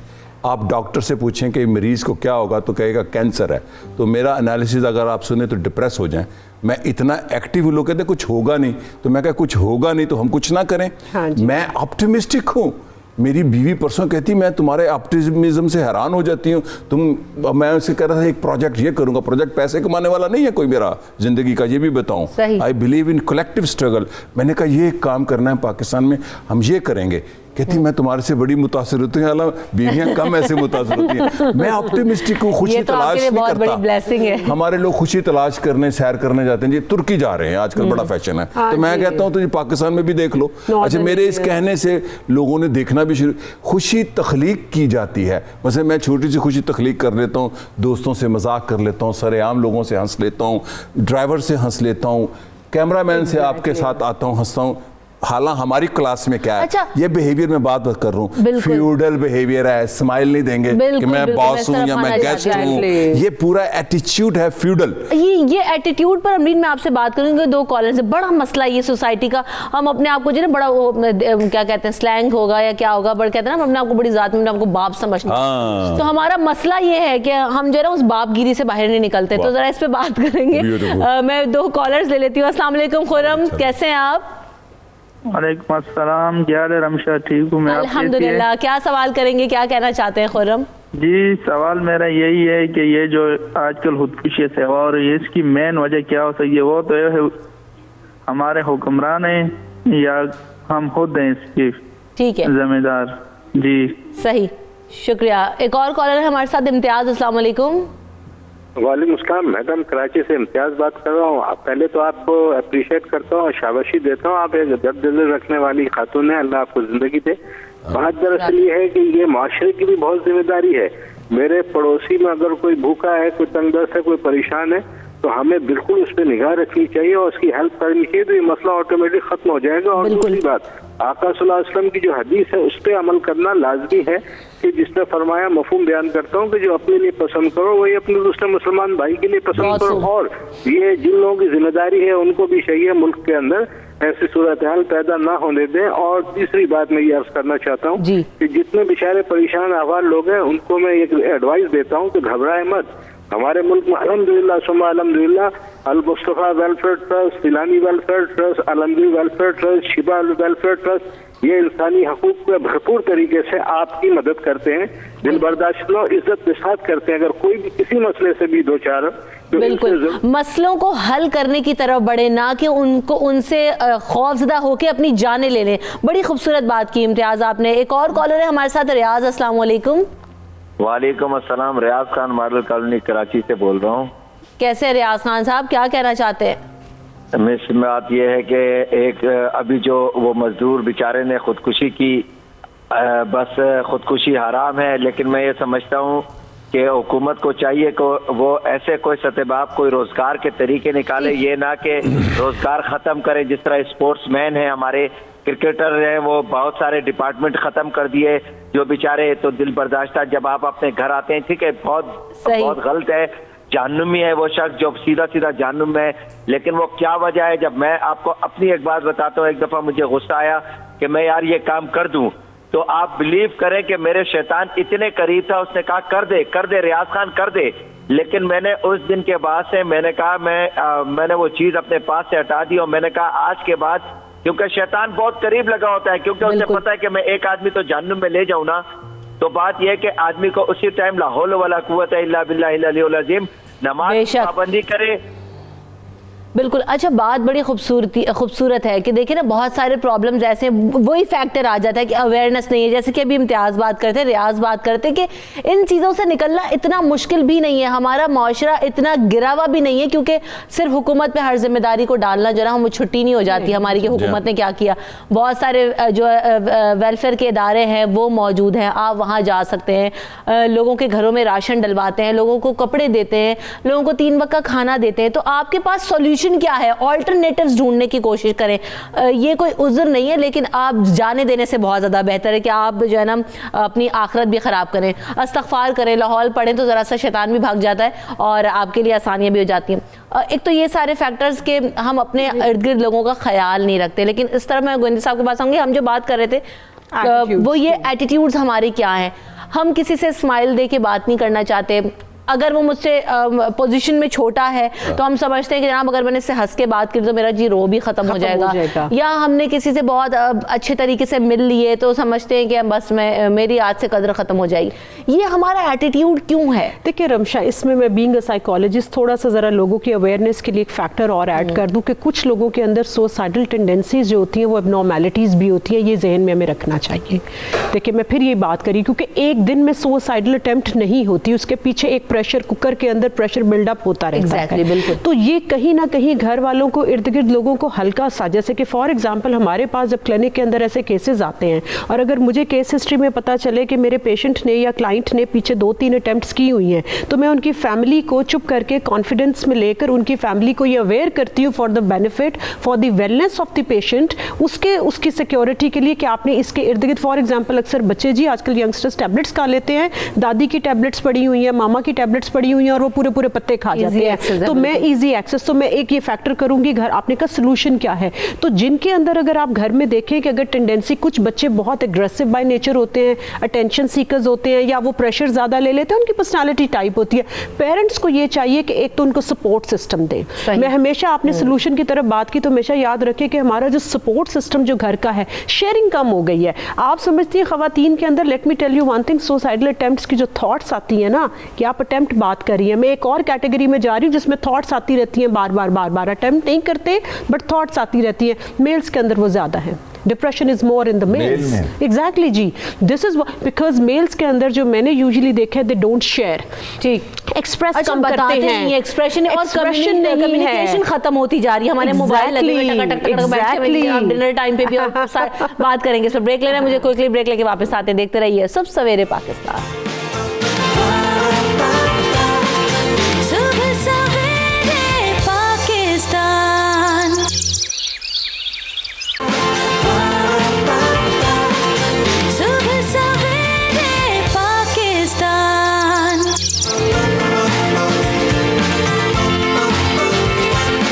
Back in the show. सुबह सवेरे पाकिस्तान में बात कर रहे हैं एक ऐसी कॉज के ऊपर कि खुदकुशी जो लोग कर रहे हैं, लेकिन हम उसका पर्सपेक्टिव चेंज करने की कोशिश कर रहे हैं कि हमें अपनी ज़िंदगियों में बेहतरी लानी है। हमारे जो इर्द गिर्द लोग हैं ना, ज़रा उनसे चल के पूछिए, उन्हें मुस्कुरा के देखिए, उनसे अच्छे से बात करके तो देखिए। देखें अगर वो अपना दिल खोल के आपके सामने ना रख दे और आपको नेकी का मौका ना दे, तो आपकी ना सिर्फ ज़िंदगी बदलेगी बल्कि उनकी ज़िंदगी बदल जाएगी। और कहते हैं ना, हमने आगाज़ में बात की थी कि किसी की मदद करेंगे, किसी का हाथ आप पकड़ेंगे तो आपका हाथ वो पकड़ेगा। गोविंदे साहब, हम देखते ही नहीं ना कि हमारे इर्द गिर्द कौन लोग ज़रूरतमंद हैं, किसे हमारी ज़रूरत है। सिर्फ माल से नहीं, किसी से अच्छी बात कहने से भी उसकी ज़रूरत पूरी हो जाती है। कभी हम देखते हैं ना कि अगर यार मैं किसी से अपने दिल का हाल शेयर करूँ, कोई मेरी बात समझ ले, मैं बहुत ज़्यादा खामोश हूँ, कोई मुझसे पूछ ले कि आज इतने चुप क्यों हो, तो आप जो है ना टोटली आपका जो मूड है वो डिफरेंट हो जाता है। गोविंदे साहब, हम अंडरस्टैंड नहीं कर रहे अभी उन चीज़ों को अपने माशरे में। देखिए, मैं तो अपने पे अप्लाई करता हूँ। इनकलाब अपनी ज़ात से शुरू होता है, ये पहले किताबी बातें लगती। मुझे one of the biggest player मेरी ज़िंदगी का, डेली में हो या लाइफ में, दूसरे को खुश करके है, दूसरे की खुशी का सबब बन के है, उसको उसका सबब बने। रीज़न वो माल से भी है, वो एक्शन से भी है, उसके कैरियर से भी है, उसके साथ मज़ाक से भी है, और उसकी पेन शेयर करना। मैंने एक जो मेरा सेकंड मास्टर है वो पीस स्टडीज़ पे है। मेरी प्रोफेसर ने कहा कि आदि हीलिंग, वो दुनिया की द बिगेस्ट प्रोफेसर है ऑन मल्टी ट्रैक डिप्लोमेसी। उसने कहा द बिगेस्ट हीलिंग जो है कि आप दूसरे की पहले जो पेन सुनेंगे, उसका आधा कॉन्फ्लिक्ट या उसकी पेन ख़त्म हो जाएगी, आपका इख्तलाफ ख़त्म हो जाएगा। तो मैं कई दफ़ा हुआ कि कई दफ़ा मेरे से लोग नाराज़ हुए हैं मसलन, तो मैं खुद चला जाता हूँ कि मेरी गलती थी, मैं सॉरी किया। और मुझे एक दो बहुत बड़े बंदे थे, मैं बाकायदा गया सॉरी करने। उनका नहीं, मैं कहना सबके सामने मैं सॉरी करूँगा, क्योंकि वहाँ मैंने आपसे नाराज़ हुआ था कि आप ये गलत है। तो ये जो सॉरी का कल्चर है हमारी सोसाइटी में नहीं है, थैंक्स का कल्चर नहीं है। ये सारा फ्यूडल कल्चर है जो एक लफ्ज़ बोला था, और फ्यूड तो बना ही फसाद से है। ये जो फ्यूडलिज्म है ना, लगारी या मजारी में नहीं होता, ये जब वर्किंग क्लास में, मिडिल क्लास में आता है, खुदकुशी, मार धाड़। मतलब मोटरसाइकिल में उसी में कहा था, मैं गाड़ी आराम से चलाता हूँ और मुझे पता है ये 40 लिखा है, ये साइंटिफिक है कि मैं अगर 40 से शेरपाव पे चलूँगा, मेरे सामने बना है, उसको मैं मौत का कुआं कहता हूँ। तो लेकिन वो कर्व पर हर किसी ने गाड़ी मेरे तेज चलानी है। मेरे से कम मेहनती लोग होते हैं, मुझे पूरा यकीन है, जो चलाने में मेरे से कम कीमती वक्त है। वक्त की कदर है। एक चीज़ और मैंने कॉलम ही ये लिखा तो उसी किताब में भी है, एक तो खुदकुशी है, दूसरे हम खुदकुश भी हैं। हमें अपनी ज़िंदगी की कदर ही नहीं है। बिल्कुल। मैं अभी भी आ रहा था, मुझे बड़ी जल्दी थी, मैं डिसिप्लिन टाइम का पाबंद हूँ। वहाँ स्पीड 80 to 100 थी रिंग रोड पे, मैं कोशिश थी कि 100 ना करूँ, 100 मैक्सिमम। रेनी डे है। सो हम खुदकुश भी हैं अपने मजाज में। पाकिस्तान का एक बहुत बड़ा लीडर है, अब वो बनता जा रहा है, तो उसने पहली तकरीर की, मैं मर जाऊंगा, मैं सर दे दूंगा, मैं कत्ल हो जाऊंगा। तो उसके उस्ताद ने, जिसने लिखी थी, वजीर था उस वक्त, तो उसने कहा, गोविंदी साहब ये मैंने तकरीर लिखी है। मैं क्या, आप क्या पैगाम दे रहे हैं? ये तो तालिबान आपसे ज़्यादा खुदकुश हैं। आप डेमोक्रेट हैं, आप जिंदगी की उम्मीद दें, आप खुशी की उम्मीद दें, आप कामयाबी की उम्मीद दें। और देखिए, एक हदीस है कि खुशी देने वाला बने। मैंने कहा आपको मैं 100% फेल करता हूँ बाई गॉड। उसने मुझे एक सुपरविजन के तौर पे कहा कि आप इसके मार्क्स लगाएं उस नौजवान लीडर के, वो बहुत बड़ा बनता जा रहा है। तो मैं क्या, गलत है उम्मीद। मैं क्या, शहीद हो जाएंगे, नहीं को मैं गाजी बनूंगा। हाँ। अपने लफ्ज़ों को देखें हम, हमारी वार टर्मिनोलॉजी है, किलिंग की टर्मिनोलॉजी है, और कातिल समाज है। हम कत्ल करके खुश होते हैं, ये भी खुदकुशी है। दूसरे को कत्ल करना, अपने को कत्ल करना, इस्लाम में ये है कि आप दूसरे को कर रहे हैं, हमें कत्ल कर, और फिर मौत को सौदागर है। लाइफ को बड़ा इजी ले लिया हम लोगों ने, जिंदगी की कदर ही नहीं है, कंट्रीब्यूट ही नहीं करे अपनी जिंदगी में, अपने लिए, बच्चों के लिए, मुल्क के लिए, रियासत के लिए, समाज के लिए। वजीर का काम है मुल्क बदलना, समाज का काम है। अगर हर इंडिविजुअल अपना किरदार अदा करे ना, तो समाज खुद ही बदल जाता है, हुकूमतें भी जरा सीधी हो जाती हैं। अमरीन साहब, जो बात हम कर रहे थे, एक तो क्या आप समझती हैं कि हमारे जो एनवायरनमेंट है वो इस तरीके से चेंज हो चुका है, हमारा माहौल बदल चुका है कि हम आपस में बातचीत करना पसंद नहीं करते हैं, हमारी कम्युनिकेशन जो है वो कलील होती जा रही हैं। हम मोबाइल पे तो लगे रहेंगे, व्हाट्सएप पे लगे रहेंगे, मैसेजेस करते रहेंगे, उस पर हमें सारा दिन हमसे कम्युनिकेशन करवा लें, लेकिन मैं और अगर आप बाद में बैठे हुए भी होंगे ना, तो हमारा इंटरेक्शन खत्म हो जाएगा। एक तो सबसे पहले मैं इनकी बात से बहुत खूबसूरत इन्होंने बात की कि खुदकुशी और खुदकुश, इसको हम कहीं ना कहीं साइकोलॉजी के अंदर सैडिस्ट अप्रोच कहते हैं। सैडिस्ट अप्रोच इज जहां पर कि आप दूसरे को और अपने आप को पेन इन्फ्लिक्ट करके प्लेयर हासिल करते हैं इजी वे में। यू सी, अब ये भी एक एटीट्यूड है, एक रवैया है जहाँ पर कि हमें अपने आप को या दूसरे को पेन देकर हमें जो है वो खुशी महसूस हो रही है, विच इज़ अगेन, ये बहुत देखा जाए तो अगेन इज़ एन अलार्मिंग, एक सिक मेंटालिटी, एक एबनॉर्मेलिटी की जो है की तरफ हम जा रहे हैं। दूसरा आपने कहा कम्युनिकेशन, रमशा बहुत प्यारी बात की, ये इसकी अगर हम डीप रूट में जाएं तो कहीं ना कहीं जैसे मैंने कहा सपोर्ट सिस्टम नहीं है। फैमिली बैठी हुई है इकट्ठे, मैं अक्सर जब फैमिली सेशंस करती हूँ, फैमिली थेरेपी करती हूँ और मैं उनसे बात करती हूँ और ऐसे ऐसे लोगों से कि जो कि वैसे सोशल कॉज के लिए जी बहुत काम कर रहे हैं, लेकिन when I talk with their own families and their own children, तो वो कहते हैं कि जी अम्मी अब्बा के पास टाइम ही नहीं है, या व्हेन दे सिट टुगेदर, हम बच्चों को जी बाहर डाइन आउट करने के लिए लेकर जाते हैं। तो मैंने कहा जब आप डाइन आउट करते हैं या घर में करते हैं, हमने एक ये भी फिक्स कर लिया जी डाइन आउट करेंगे तो बात होएगी, नहीं तो नहीं होएगी, तो मैं रोटी पे, तो क्या आप जो रोटी करती, तो आप जो है वो आपस में बातचीत करते नहीं, बस हम उन्हें अच्छा खाना खिलाते हैं, अच्छा पहनाते हैं। तो मैं फिर ये बात कर रही हूँ कि खुदारा ये जो 60-70% जो बिलो दी, जिनके जो पॉवर्टी लाइन के अंदर है, जैसे पहले कहा कि गली मोहल्लों के अंदर लोगों को नेबर्स का, हमसायों का हक पता था, खुदारा इन चीजों के ऊपर हमें दोबारा स्विच करना पड़ेगा, हमें इसको वैल्यूज को हमें रिवर्स करना। हम कहते हैं इस्लामिक कंट्रीज, लेकिन यकीन माने जब मैं अपनी पढ़ाई के लिए इंग्लैंड गई तो वहां पर जी चैरिटी शॉप्स थी। अच्छा, शुरू में मेरे पास बीइंग अ स्टूडेंट इतने पैसे नहीं होते थे, तो मुझे होता था यार मैं चैरिटी शॉप्स में, actually I am citing my example कि मैं चैरिटी शॉप्स में जाऊं, मैं वहां से लूं, but when I went there and I saw कि वहां पे ऐसी चीजें भी हैं जो कि बिल्कुल न्यू हैं, जो कि अभी यूज भी नहीं हुई, तो चैरिटी का कॉन्सेप्ट जो है वो इस्लाम से किसने दिया, किसी ने नहीं दिया। तो अब हमें ये चाहिए, जो आजकल ये जो वॉल्स वगैरह और ये ठीक है, लेकिन अपने हमसायों का, अगर हर कोई अपने अपने हमसाये का, अपने घर में मुलाजमीन का, जो आपके घर कूड़ा लेने वाले आते हैं, उस दिन मैं एक फ्रूट की शॉप पे गई तो एक बच्चा था और उसने खुद जैकेट, उसके पास स्वेटर नहीं था, लेकिन उसके जो दो थे उन्होंने पहने हुए थे, शदीद सर्दी थी और जो छोटा बच्चा रखा हुआ था जी उसने स्वेटर नहीं पहना, उसने कहा एक ही था बाजी, वो मैंने धोया हुआ है। मकसद ये इन छोटी छोटी चीज़ों से अब हमें शुरू करना पड़ेगा, शेयर करना पड़ेगा और कम्युनिकेशन को जो है वो ख़त्म करना पड़ेगा, और सपोर्ट सिस्टम जी बहुत ज़रूरी है। मैं फिर ये कह रही हूँ, घरों के अंदर जो बातचीत की कमी हो गई है, हमने पैसा नफसा नफसी का दौर, थोड़ा सा ज़रा ठहर तो जाए। ज़रा बात की ना अमीन, मुझे उससे मैं शेयर नहीं करना चाहती, लेकिन ये इसलिए बताना चाहूँगी कि हम एक पब्लिक मीडियम पे बैठे हैं और कन्वे करने की कोशिश कर रहे हैं कि आप उससे कुछ सीखें। मैं बहुत कुछ सीख रही हूँ, मेरी पर्सनल लाइफ का वाक़या है। हम ट्रैवल कर रहे थे, मैं और मेरे हस्बैंड, बच्चा भी हमारे साथ था, बहुत ज़्यादा ठंड थी, अभी पिछले दिनों की बात है, बेइंतहा ठंड थी। जब आपने बताया ना बच्ची के पास स्वेटर नहीं था, एक बच्चा यू टर्न हम ले रहे थे शारा फैसल के पास, तो बच्चा बैठा हुआ ना भीख मांग रहा था वहाँ, और इतनी सर्दी में ठिठर रहा था, कांप रहा था बाकायदा तौर पे।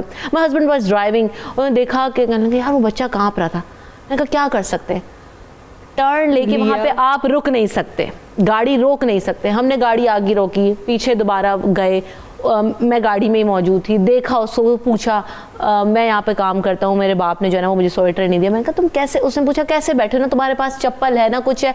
वहाँ से गाड़ियाँ गुजर रही, तेज़ हवा है। बहरहाल 11 बजे का कोई वक्त था, सारे जो हमने कोशिश की कि हम कहीं से उसके लिए स्वेटर या जैकेट ढूंढने की कोशिश करें, हमें नहीं मिला, हम बहुत दूर तक होकर आए, नहीं मिला। स्टोर था, बंद हो गया था। मैं उतरी, मैंने उनको कहा मुझे किसी भी हाल में आप अंदर जाने दें, बड़ी रिक्वेस्ट की उनसे। बहरहाल उन्होंने मुझे किसी मिन्नत समाजत के बाद, मैंने कहा मुझे अल्लाह के वास्ते अंदर जाने दें, मुझे बस एक जैकेट खरीदनी। मैं अंदर गई, जैकेट खरीदी, ले आया और हमने उसको दिया। बताने का मकसद ये नहीं, बताने का मकसद ये कि जब आप निकले हुए हैं किसी रास्ते पे तो अपनी आंखें और अपना दिमाग जरा खुला रखें। कोशिश करें कि हमारे जो इर्द गिर्द लोग हैं उनका प्रॉब्लम अगर आपके सामने आ जाए तो आप उसको हल करने की कोशिश करें। यकीन करें बहुत शॉर्ट टाइम था, हमारे पास उस वक्त विसिनिटी में कोई करीब इस तरह की दुकान नहीं थी, लेकिन we manage to do that. क्यों? क्योंकि नीयत थी, कोशिश कर सकते थे। तो जब आप नियत करेंगे, कोशिश कर सकेंगे ना, हर चीज़ हो जाएगी। स्टोर बंद था, खोल दिया गया, अल्लाह ताला ने करवाया, हमारी इस्तात भी नहीं थी। गोविंद साहब, कोशिश नेकी करने की जो विल है वो अगर हमारे अंदर पैदा हो जाए तो ये शायद खुदकुशियाँ, ये जो सारे प्रॉब्लम्स हैं माश किसी हद तक कम हो सकते हैं। बिल्कुल जी, अगर कोशिश या जद्दोजहद मैं तो कहता हूँ की जाए तो सब कुछ मुमकिन है, सब कुछ मुमकिन है।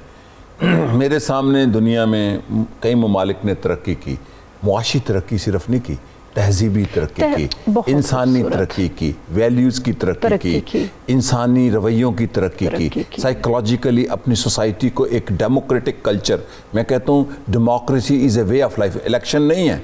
इसको इकबाल ने रूहानी जमहूरियत कहा था, मगरिब की रूहानी जमहूरियत। ये रूहानी जमहूरियत क्या है? ये वही है कि आप इंसानों के लिए इकट्ठा सोचें, जमहूर के लिए।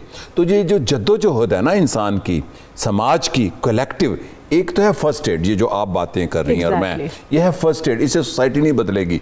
आप 1000 ईदी बना दें, सोसाइटी नहीं बदलेगी। ये फर्स्ट एड है कि पेशेंट को ब्लड देना है। सोसाइटी इनसे नहीं बदल सकती खैरात से। सोसाइटी बदलेगी, समाज में मुआशी इस्तेहकाम आएगा। पहला स्टेप ये है। ये जो है ना कि जी 10,000 ईदी भी पैदा कर दें। मुन्नू भाई साहब कॉलम नगार थे, लेकिन उन्होंने किया कि वो थैलेसीमिया के बच्चों के लिए बनाया, लेकिन जो उनकी राइटिंग ने सोसाइटी बदलनी है ना, वो कलेक्टिव स्ट्रगल है। तो आई बिलीव इन स्ट्रगल। और मैं इसको कहता हूँ कि इंकलाब क्या है? इंकलाब एक अपनी ज़ात से है, दूसरा इर्द गिर्द से है। जो आपके साथ माँ बाप रहते हैं, आप जैसे मेरे घर में, मैं मुलाजम नहीं कहता या ड्राइवर नहीं कहता, मैं ये उससे पूछता हूँ आज क्या पकाया है? अच्छा, वो हंस रही होती है मेरे गाड़ी चलाने वाले की बेटी, वो मेरी बेटियों जैसी। हाँ हाँ हाँ। मैं कहा अच्छा। मैं कह Reema I can not sleep. मेरी बीवी का नाम रीमा, सॉरी इसलिए मैं कह गया हूँ कि मैं कैसे सो सकता हूँ? तबलीग करूँ स्टेजों का सिकंदर हो गया जी, ये कर दो वो कर दो, और घर में ड्राइवर भूखा मर रहा हो। बिल्कुल बिल्कुल। How come? मैं मुसलमान क्या, मैं इंसान ही नहीं हूँ? तो ये जो इंकलाब की 5-6 स्टेजेस हैं, ज़ात, इर्द गिर्द, कलेक्टिव एंड सोसाइटी, हर सतह पर। मतलब मैं आज एक बंदे की तारीफ करूंगा, लोग उस पर क्रिटिसिज्म भी करते हैं, कासिम अली शाह। मैंने कहा उसकी सबसे बड़ी खूबी है उम्मीद दे रहा है सोसाइटी को, उम्मीद ही दिए जा रहा है। This is very good contribution. कहीं लोग उसके कहे से शायद बदल जाए। ये जो सोसाइटी में उम्मीद देना कर सकते हो। बिल्कुल, कहीं उम्मीद बहुत जरूरी है और कहीं अपने आप को मोटिवेटेड रखना बहुत ज्यादा जरूरी है, ताकि आप लोगों के अंदर उन चीजों को ट्रांसफॉर्म कर सके, उन चीजों को पहुंचा सके और हमारे यहाँ जो माशरे में प्रॉब्लम्स हैं उनका खात्मा करने का बाइस बन सके। बहुत शुक्रिया गोविंदे साहब, बहुत शुक्रिया अमीन, आप हमारे सेगमेंट का हिस्सा थे।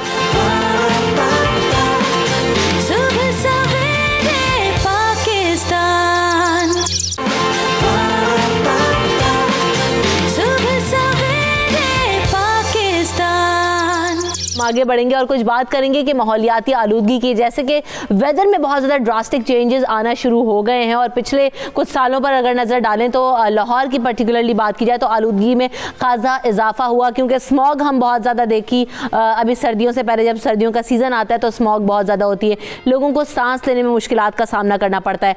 फिर ये भी कहा गया कि बहुत सारे जो दरख्त लगाने की ज़रूरत है उस तरह से दरख्त लगाए नहीं गए, बल्कि सड़कें बनाने के लिए या दीगर कंस्ट्रक्शन करने के लिए दरख्त काट दिए गए।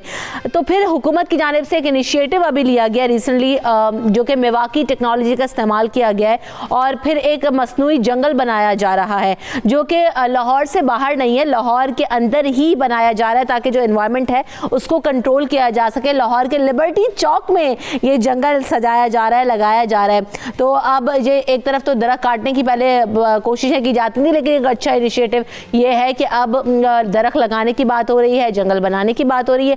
ये मेवाकी टेक्नोलॉजी है क्या और हम इससे फ़ायदा किस तरह उठा सकते हैं और इसके आलूदगी और हमारे माहौल पर क्या असरात होंगे, इन तमाम चीज़ों पर बात करेंगे। हमारे साथ जो मेहमान मौजूद हैं, सबसे पहले हम अपने नुमाइंदे को शामिल करेंगे जो कि फ़हीम अमीन है, लाहौर से हमें अपडेट करेंगे। साथ साथ मुसर्रत जमशेद चीमा साहिबा भी हमारे साथ शामिल गुफ्तगू होंगी जो कि तहरीक इंसाफ की रहनुमा है और मेंबर सूबाई असम्बली हैं। तो दोनों को शामिल गुफ्तगू करेंगे। सबसे पहले फ़हीम आप बताइएगा, एक तो आज तो माशाल्लाह लाहौर का जो वेदर है वो इतना खूबसूरत है, खूब बारिश हो रही है, आप एंजॉय कर रहे होंगे। दूसरी तरफ ये भी बताइए कि ये जंगल कैसा है और कितने दरख्त यहाँ पर लगाए जा रहे हैं। बिल्कुल जी, सूरत हाल ये है कि लाहौर की जो आबो हवा है उसमें जो आलूदगी है वो इस कदर बढ़ चुकी है कि इसके बायस जो स्मोक पैदा हुआ है उसने लाहौर के शहरियों को काफ़ी पिछले 3-4 साल से मुश्किलात का शिकार किया हुआ है। इसी चीज़ को देखते हुए इस बागों के शहर में ख़ास तौर पर एक मेवाकी टेक्नोलॉजी जो कि जापानी टेक्नोलॉजी है उसको इस्तेमाल करते हुए लिबर्टी जो मरूफ शॉपिंग सेंटर है इसके अंदर एक छोटा सा पार्क है, वहाँ पर एक मेवाकी जंगल यानी कि मसनूई जंगल है उसको बनाने की कोशिश की जा रही है और तकरीबन 6000 से ज़ायद पौधे जो हैं वो यहाँ पर लगाए गए हैं। और सबसे अहम बात यह है कि ये जो 6000 पौधे हैं उसके लिए टारगेट ये रखा गया है कि ये तकरीबन एक साल में 10 से 15 फीट जो है वो नशोनुमा पाएंगे और 3 साल में ये जंगल जो है मुकम्मल तौर पर तैयार हो जाएगा। आमतौर पर जब पौधे लगाए जाते थे लाहौर के PHA की जानिब से तो वो ऐसे पौधों का इंतखाब किया जाता था जो फलदार नहीं होते थे। तो इस मसनूई जंगल में खास तौर पर ऐसे पौधों का इंतखाब किया गया है जो फलदार भी हों। और जबकि अगर हम बात करें तो फूलों के हवाले से या फलों के पौधों के हवाले से तो इसमें यहाँ पर खास तौर पर अमरूद, आम और इसके साथ साथ फालसे के भी पौधे यहाँ पर लगाए गए हैं। और यहाँ पर जब हमारी लोगों से बात हुई जो यहाँ पर इस तमाम पार्क की देखभाल कर रहे हैं, इस जंगल की देखभाल कर रहे हैं, उनका ये कहना है कि जिस तरह की ये टेक्नोलॉजी इस्तेमाल की गई है उन्हें उम्मीद ये ज़रूर है कि ये तकरीबन अगले 1 से 2 साल में यहाँ पर लोगों को नज़र आएगा कि क्या माहौल में तब्दीली होगी। क्योंकि काफ़ी ज़्यादा पोल्यूशन और आलूदगी के बायस जो है लाहौरियों को इस तरह के इक़दाम की ज़रूरत थी। और ये लगता यह है कि अगले 1 से 2 साल में यहाँ पर जो पौधे लगाए गए हैं वो दरख्त की शक्ल इख्तियार करेंगे। और 3 साल में जैसे कि आप बता रहे हैं तो बड़ा फैसिनेटिंग लग रहा है कि ना सिर्फ इस तरह के दरख्त लगाए गए हैं बल्कि उसमें फलों के दरख्त भी लगाए गए हैं और फूल भी लगाए जा रहे हैं। तो फ़हीम आप हमें अपडेट करते हैं, आपका बहुत शुक्रिया। साथ साथ मेरा भी दिल चाह रहा है कि मैं लाहौर में हूँ तो ज़रा जाके विजिट ज़रूर करूँगी। मुसरत जमशेद साहिबा से बात करते हैं, उन्हें वेलकम करेंगे शो में। अस्सलाम वालेकुम मुसरत, कैसी हैं आप? वालेकुम अस्सलाम रिमशा, आप कैसी हैं? Welcome back to Lahore. Thank you so much. कैसे ये ख्याल आया कि जनाब एक मसनूई जो है वो जंगल बना दिया जाए? और टेक्नोलॉजी के बारे में मुसरत साहिबा में और बताइएगा मजीद, ये है क्या बेसिकली, इसका इस्तेमाल क्यों किया गया? आमतौर पर भी दरख्त लगाए जा सकते थे। बड़ा अच्छा सवाल है आपका। और एज़ यूजुअल जो 92 का जो टॉपिक है वो भी बड़ा एक्सीलेंट है। और मैं सिर्फ रमशा, आपको पता है कि हमारे मुल्क में जो पोल्यूशन और स्पेशली और अनफॉर्चुनेटली जो लाहौर की कंडीशन है, लाहौर बड़ी तेज़ी से जो पोल्यूटेड सिटीज़ थी उनमें जल्दी से आगे आया। उसकी वजह हमारी लाहौर शहर की आबादी का बढ़ जाना, पिछले अदवार में अनफॉर्चुनेटली किसी प्लानिंग का ना होना, तो जिसकी वजह से लाहौर ने बहुत भयानक किस्म की, अगर मैं कहूं कि एयर पोल्यूशन और हर तरह की पोल्यूशन का सामना किया। तो इसमें इमरजेंसी और अगर मैं कहूं कि हंगामी बेसिस पे ये बड़ी सक्सेसफुल टेक्नोलॉजी है मियावाकी जापानीज।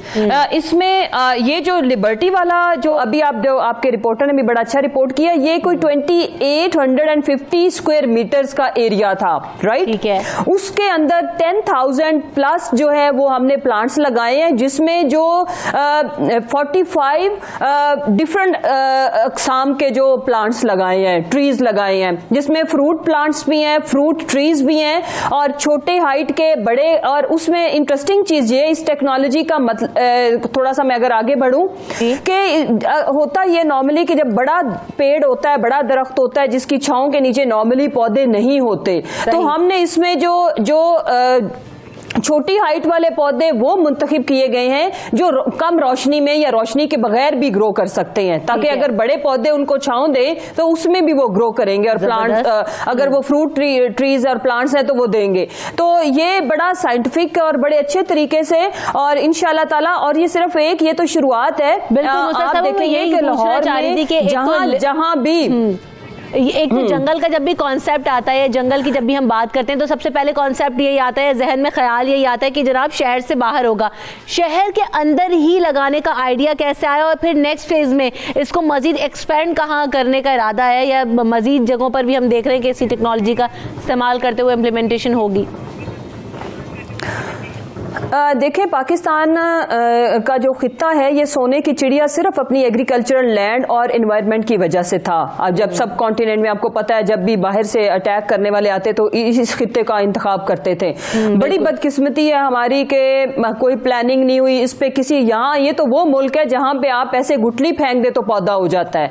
तो हमने जी इसमें जो इस मुल्क के हालात बन चुके हुए हैं, तो हमने प्लान ये किया है कि बड़े फॉरेस्ट भी, हम आपको पता है कि छांगा मांगा लेवल की फॉरेस्ट भी लग रहे हैं, लेकिन शहरों को खुसूसी तौर पर हमें ये हंगामी बेसिस पे करना पड़ा है। हमने इसको स्टार्ट कर दिया, उसकी वजह ये कि जो शहरों को पोल्यूशन का सामना है उसमें जो हमारे बहुत सारे हेल्थ इश्यूज कवर हो जाएंगे अगर हम इस पे जाते हैं, जो कि हमने चले गए हैं।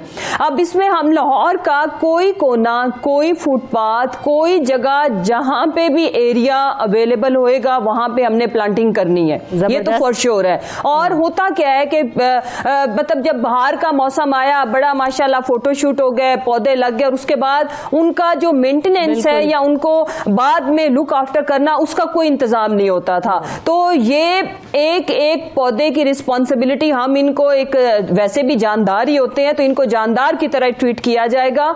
और आने वाले टाइम में आप देखेंगी कि आपको लाहौर के अंदर फुटपाथ पे, फिर इसमें इंशाल्लाह ताला जो अगला हमारा अपकमिंग प्लान है कि ये तो जो गवर्नमेंट ने करना ही करना है, जिसमें हमने इस कैंपेन में जितना जबरदस्त रिस्पांस आपके शहरियों ने दिया है ना, वो काबिल तहसीन है। अच्छा मुशर्रफ, ये जो 10 अरब लगाने से मुताल्लिक कैंपेन थी, ये उसी का हिस्सा है जो कहा जा रहा था कि 10 अरब के करीब दरख्त लगाए जाएंगे?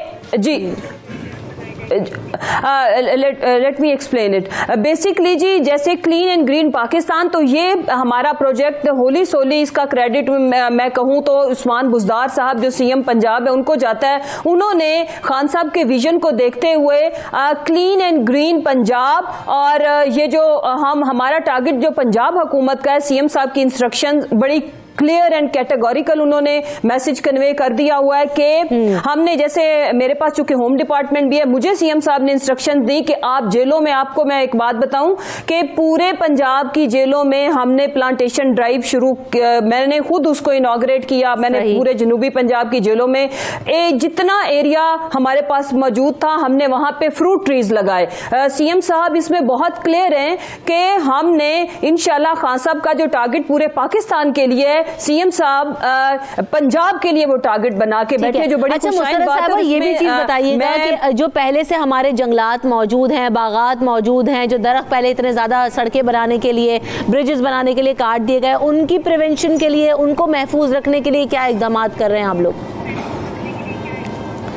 बड़ा अच्छा सवाल है। अच्छा रमशा, याद रखें कि डेवलपमेंट होनी है। जापान ने जितनी डेवलपमेंट की, चाइना ने जितनी तरक्की की, जो डेवलपमेंट है, जो ये जैसे रोड्स है, इंफ्रास्ट्रक्चर है, इसने तो बनते ही रहना है। लेकिन इसका मतलब ये नहीं है कि दरख्त कटे और उनकी जगह पे लगे ही ना, या अगर हमारा एक बड़ा मेगा प्रोजेक्ट है तो उसके रास्ते में अगर जो आएंगे तो वो कट जाए। लेकिन हमारा टारगेट ये है कि अगर एक दरख्त अगर किसी डेवलपमेंट प्लान की नजर हुआ है तो हम उसकी जगह पे 10 गुना ज्यादा लगाएं। फिर उसमें जो एक इंपॉर्टेंट चीज है जो मैं शेयर करूं, इसमें सीएम साहब ने जो इंस्ट्रक्शंस दी हैं, सीएम साहब इस प्लान को खुद देख रहे हैं। बेसिकली सीएम बुज़दार की इंस्ट्रक्शंस ये हैं कि हम अब वो पौधे लगाएं जो इन्वायरमेंट को जो मतलब एक तो इजी टू, जिनकी ग्रोथ आसान हो, जो पानी कम ले। नॉर्मली पहले ये होता था, ऐसे दरख्त लगाए गए पिछले अदवार में जो आपके ज़ेरे जमीन पानी की सतह को कम कर रहे हैं। तो प्लानिंग और जो लेटेस्ट टेक्नोलॉजीज पूरी दुनिया में इस्तेमाल की गई हैं, उनको मद्देनजर रख के, उनको यूटिलाइज करके हम अपने एनवायरनमेंट और अपने माहौल और जो प्लांट्स के लिए जो की ग्रोथ के लिए जिस इलाके का एनवायरनमेंट जो फ्रेंडली है, उस हिसाब से पौधों का इंतखाब किया जा रहा है। बड़ा जबरदस्त। तो मुशर्रफ साहिबा, बहुत ज्यादा खुशी की बात है और बहुत ज्यादा आप लोग मुबारकबाद के हकदार भी हैं कि इस तरह के इनिशिएटिव्स अब लिए जा रहे हैं और हम अमलन ये चीजें होती हुई देख रहे हैं। सो बहुत शुक्रिया आपने तो अच्छा रमशा, इन पे मैं सिर्फ जी मैं एंड पे सिर्फ एक मैसेज देना चाहूंगी और आपसे भी रिक्वेस्ट करूंगी कि हमारे जितने मॉर्निंग शोज हैं, जितने टॉक शोज आप लोगों के होते हैं, खुदा के वास्ते एक ये सदका जारिया वाला, अगर आपके मैसेज से लोग पौधा लगाएंगे तो आपको भी उसका सवाब मिलेगा। हमें इस कैंपेन को, पंजाब को, पूरे पाकिस्तान से ज्यादा हम जीते। पूरे पाकिस्तान में एक कंपटीशन की एनवायरनमेंट वैसे ही माशाल्लाह से परफॉर्मेंस के पॉइंट ऑफ व्यू से सूबे भी आपस में बहुत ज्यादा कंपटीशन में है। तो हम पंजाब बात के बाद यकीनन ना सिर्फ हमने कोशिश की है बल्कि हम भी अपने तौर से पौधे लगाने की कोशिश करेंगे। अगर हर इंडिविजुअल एक एक पौधा भी लगाए तो यकीन करें पाकिस्तान में कितने दरख्त हो जाएंगे। बहुत शुक्रिया मुसर साहब हमारे साथ अपने नाम से एक पौधा बिल्कुल बिल्कुल बहुत शुक्रिया। और आप अपनी कैंपेन को इसी तेज जारी सारी रखें ताकि पाकिस्तान ना सिर्फ पंजाब बल्कि पूरा पाकिस्तान क्लीन और ग्रीन बन सके। हमें यहाँ पर ब्रेक लेना है, ब्रेक के बाद वापस आएंगे। हमारा जो अगला सेगमेंट होगा वो आवाम की पुरजोर फरमाइश पर होगा, आगे आने वाला हफ्ता कैसा रहेगा और आपकी जिंदगियां आगे कैसी गुजरेंगी। तो इस पुरजोर फरमाइश को हम पूरा करेंगे। हमारे साथ मारूफ एस्ट्रोलॉजर्स होंगे और उस पर बात करेंगे after this break. Stay tuned with अस।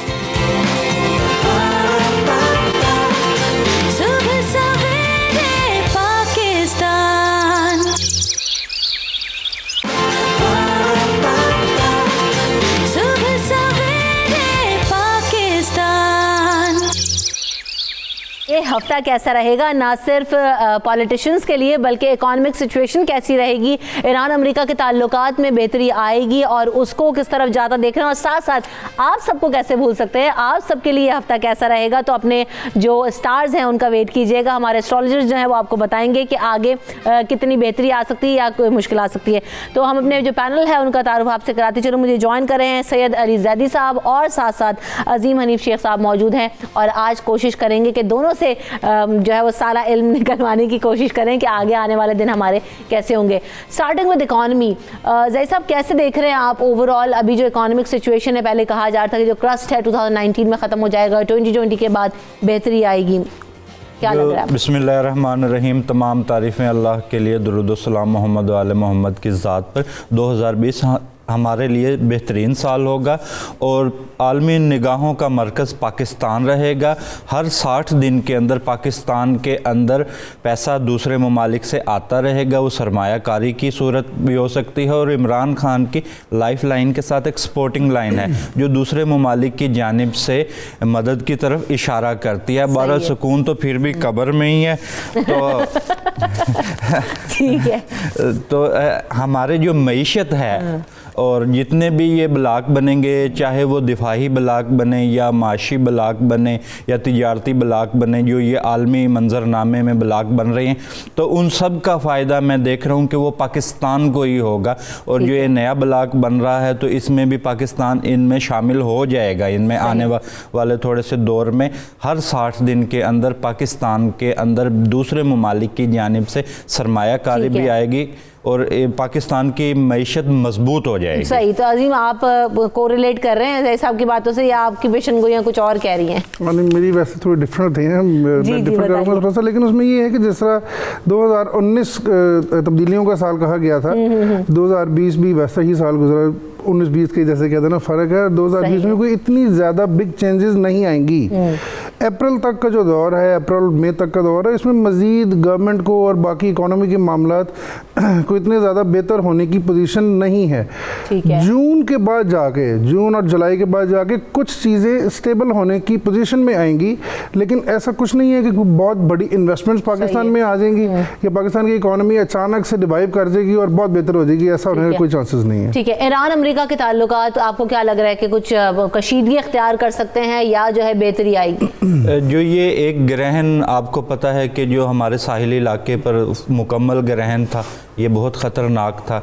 और इसके अलावा जो ये अब ग्रहण लगा है 10 जनवरी को, ये बुर्ज सरतान में लगा है और फिर जून में लग रहा है एक ग्रहण, वो भी बुर्ज सरतान में लग रहा है। ये दोनों ग्रहण ये जून के माह तक तो ये बिल्कुल चांस है और इसमें अगर मैं कहूँ कि नहीं चांस है तो ये बात गलत होगी।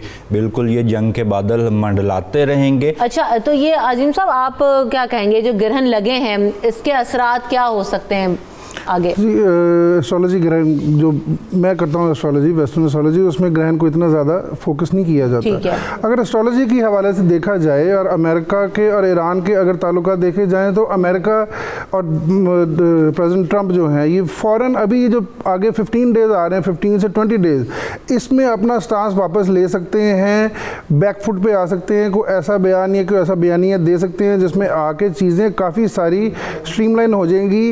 वर्ल्ड वॉर होने के या कोई ऐसी बिग इश्यूज़ बाकी मुल्कों के दरमियान होने के चांसेस कोई नहीं है। सरहदों पर थोड़ी बहुत टेंशन रहेगी, लेकिन ऐसा कोई बड़ा चांस नहीं है। अच्छा, मरीम नवाज साहब बाहर जाना चाहती है मुल्क से, अजीम लगता है आपको कि वो जा पाएंगी? चली जाएंगी, कुछ अरसे के लिए जाएंगी और फिर वापस आ जाएंगी। और नवाज शरीफ साहब वापस आते दिखाई बिल्कुल दे रहे वापस आ रहे हैं, अपने केसेस को डिफेंड करता मुझे आ रहे हैं नज़र। और दूसरा ये है कि बड़े एक्टिवली इस वक्त पॉलिटिक्स में दोबारा इन होंगे, ऑल्दो उनके दोबारा प्राइम मिनिस्टर की दौड़ में वो शामिल नहीं होंगे, लेकिन एज ए किंग मेकर वो जरूर डिफरेंट बात कर रहे हैं, क्योंकि सियासी हलकों में तो ये बात ज़ेरे गर्दिश है कि जनाब अब नवाज शरीफ साहब जा चुके हैं, अब वो वापस नहीं आएंगे। बिल्कुल वापस आएंगे। ठीक है, आपको लगता है नवाज शरीफ साहब वापस आएंगे? नवाज शरीफ के फ़िलहाल 18 माह मैं देख रहा हूँ कि वो फ़िलहाल वहीं पर क़याम करेंगे। ठीक है। और इनके सेहत के मामलात बतदरीज बेहतर होते चले जाएंगे और इनकी जो दिल की लकीर है वो अब नॉर्मल है, यानी कि अब इनको खून के मसाइल और दिल नॉर्मल हो जाते हैं। और जो मरियम नवाज़ हैं और इनके जायचे पर अब कैद की अलामत नहीं है, दोबारा से अरेस्ट नहीं होंगी, गिरफ्तार दोबारा से ये नहीं हो रही, इनको कानूनी मामलात पर कामयाबी नज़र आती है। इनको अदालत की जानिब से इनका नाम ECL से निकाले जाने के इम्कानात हैं और ये बैरून मुल्क चले जाएंगे और तकरीबन 12 माह से ज़्यादा ये भी क़याम करेंगे। अच्छा, चौधरी निसार और इशरत लिबास साहब के लिए क्या पेशन गोई है? क्या वो लोग वापस दोबारा प्रैक्टिकल सियासत में दिखाई देंगे हमें? अभी चौधरी इशरत लिबास तो बहुत जल्द वापस आ जाएंगे, लेकिन चौधरी निसार हैं, इनको थोड़ा सा टाइम लग सकता है। ये मैं डिफर करता हूँ यहाँ। बिल्कुल बिल्कुल कीजिए। हाँ जी हाँ जी हाँ जी। सो सब जो हैं उनका दोबारा फेज जो स्टार्ट हो रहा है वो अप्रैल और मई से स्टार्ट हो रहा है। किसका? अप्रैल और मई से चौधरी साहब का। चौधरी साहब का, और चौधरी साहब का फेज वहाँ से स्टार्ट होगा और 1 साल के लिए वो दोबारा एक्टिव होंगे। कुछ हो सकता है कोई ना कोई उनको ओहदा दिया जाए, कोई ऐसी चीज़ दी जाए, दोबारा उनको री इलेक्ट करवाया जाए किसी सीट से, ऐसी कोई चीज़ हो सकती है।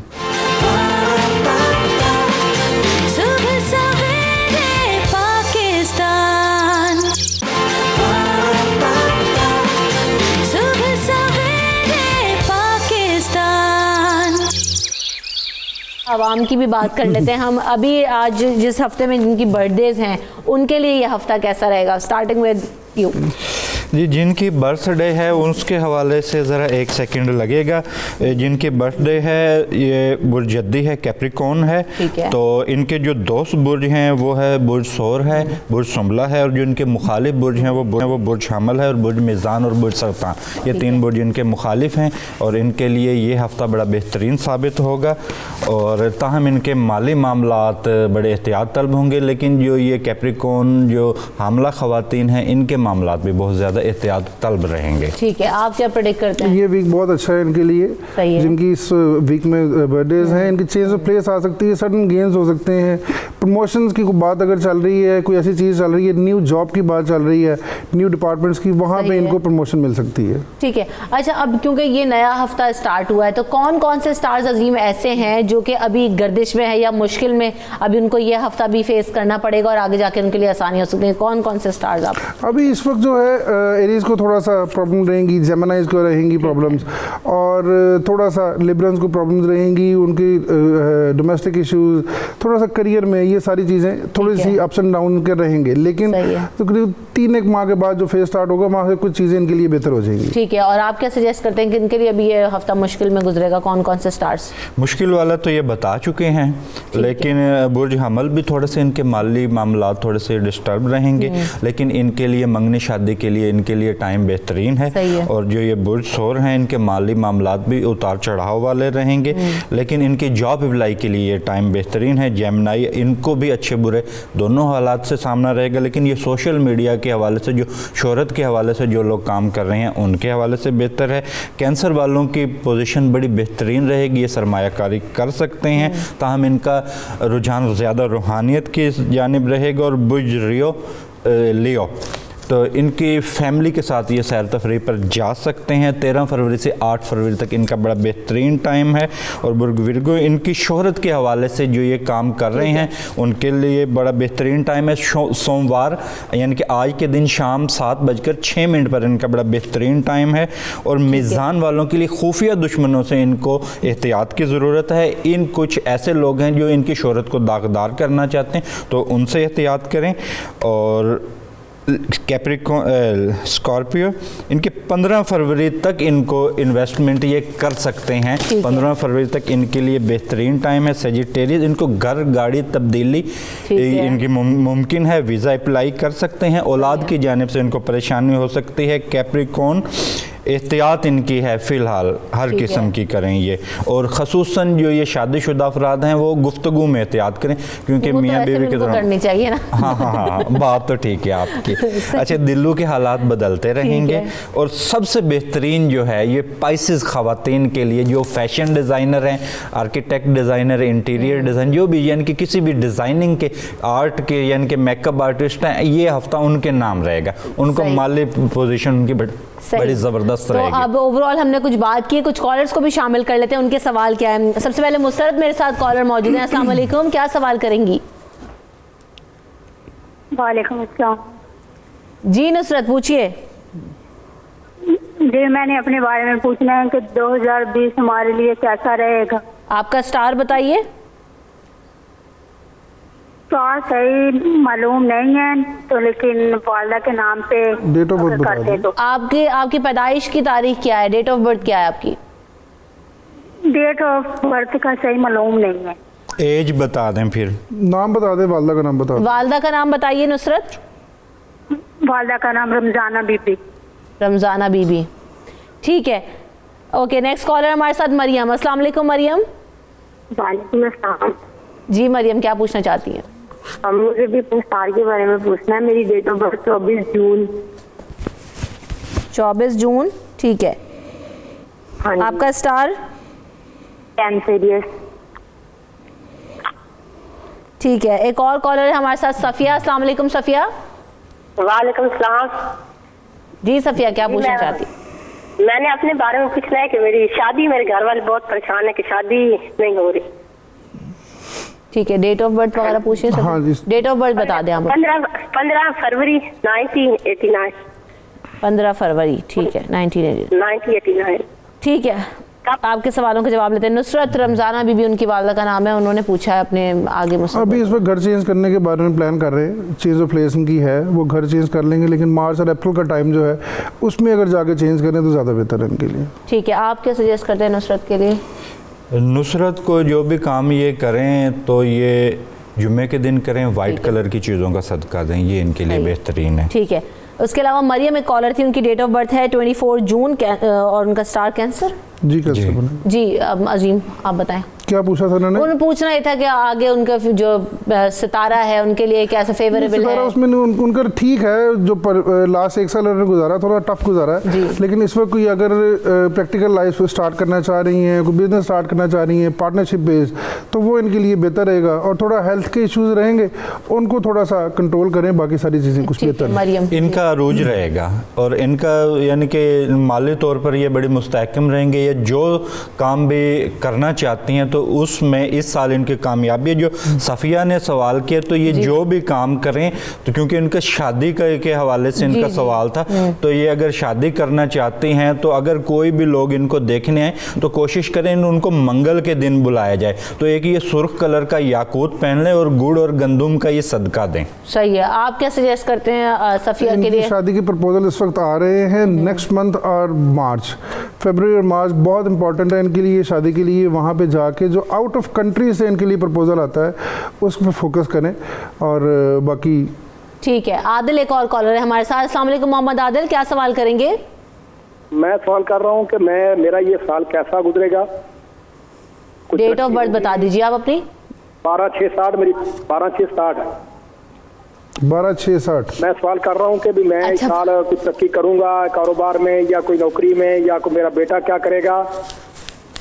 आप नया काम स्टार्ट करने वाले हैं, इस वक्त नया बिजनेस स्टार्ट करने वाले हैं, उसमें अगर आप जा सकते हैं तो 3 से 4 लोग आपकी पार्टनरशिप में होंगे, वो बिज़नेस आपके लिए ठीक रहेगा। बेटे को अगर आप अब्रॉड भिजवा दें होंगे आपके बेटे, अगर 3 बेटे आपके होने चाहिए, आपके जो बड़े बेटे हैं उनको अगर अब्रॉड भिजवा दें तो ज़्यादा बेहतर है। अच्छा आदिल, आपको अभी तक कुछ ऐसा नज़र आ रहा है, कुछ ऐसा प्लान है? आदिल ने कॉल ही ड्रॉप कर दी। जी जैसा आप कैसे ये अपने शहर से दूर कोई काम करें तो वहाँ पर इनको कामयाबी है। ठीक है। तो यानी कि कोई भी बिजनेस शुरू करें या जॉब वगैरह ये करते हैं तो अपने शहर से, अपनी जाय पैदाइश से दूर हट कर ये काम करें, तो वहाँ पर इनकी कामयाबी ठीक है। एक और कॉलर है हमारे साथ, सोफिया। अस्सलाम वालेकुम सोफिया। वालेकुम सलाम। जी सोफिया, क्या सवाल करना चाहती हैं? मैंने अपने भाई के मुतल्लिक पूछना है। भाई का नाम है काशिफ भट्ट। ठीक है। उत्तरी प्रदेश है, 19 जुलाई 1992। क्या पूछना चाहती हैं? मैंने पूछना है कि उनका कोई मुस्तकबिल में बाहर का सफर है कि नहीं, और कौन से मुल्क में जाना बेहतर रहेगा, और उनका स्टार कौन सा है, स्टार कौन सा है। चलें ठीक है, बता देते हैं आपको। एक और कॉलर है हमारे साथ, आसिफ। अस्सलाम वालेकुम आसिफ, क्या सवाल है आपका?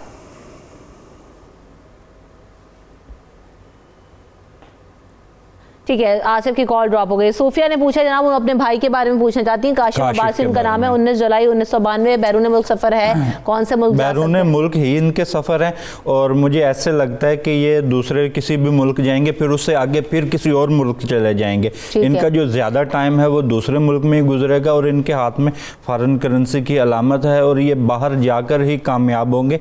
वहीं का पैसा इनके हाथ में है, ये चले जाएंगे मुल्क से बाहर, वहीं कामयाबी है इनकी। उसमें ये है कि इस साल के एंड में जाके इनका चांस बनेगा, ठीक है, और उसमें वहाँ जाके अगर ये चीज़ें कुछ बेहतर कर लेते हैं तो कोशिश करें कि कोई भी इलीगल डॉक्यूमेंट या कोई इलीगल जॉब या ऐसी कोई चीज़ ना करें जहाँ पे जाके इनको प्रॉब्लम हो। अगर कोई ऐसा डॉक्यूमेंट या कोई ऐसी चीज़ यूज़ करेंगे तो इनकी प्रॉब्लम्स आएंगी।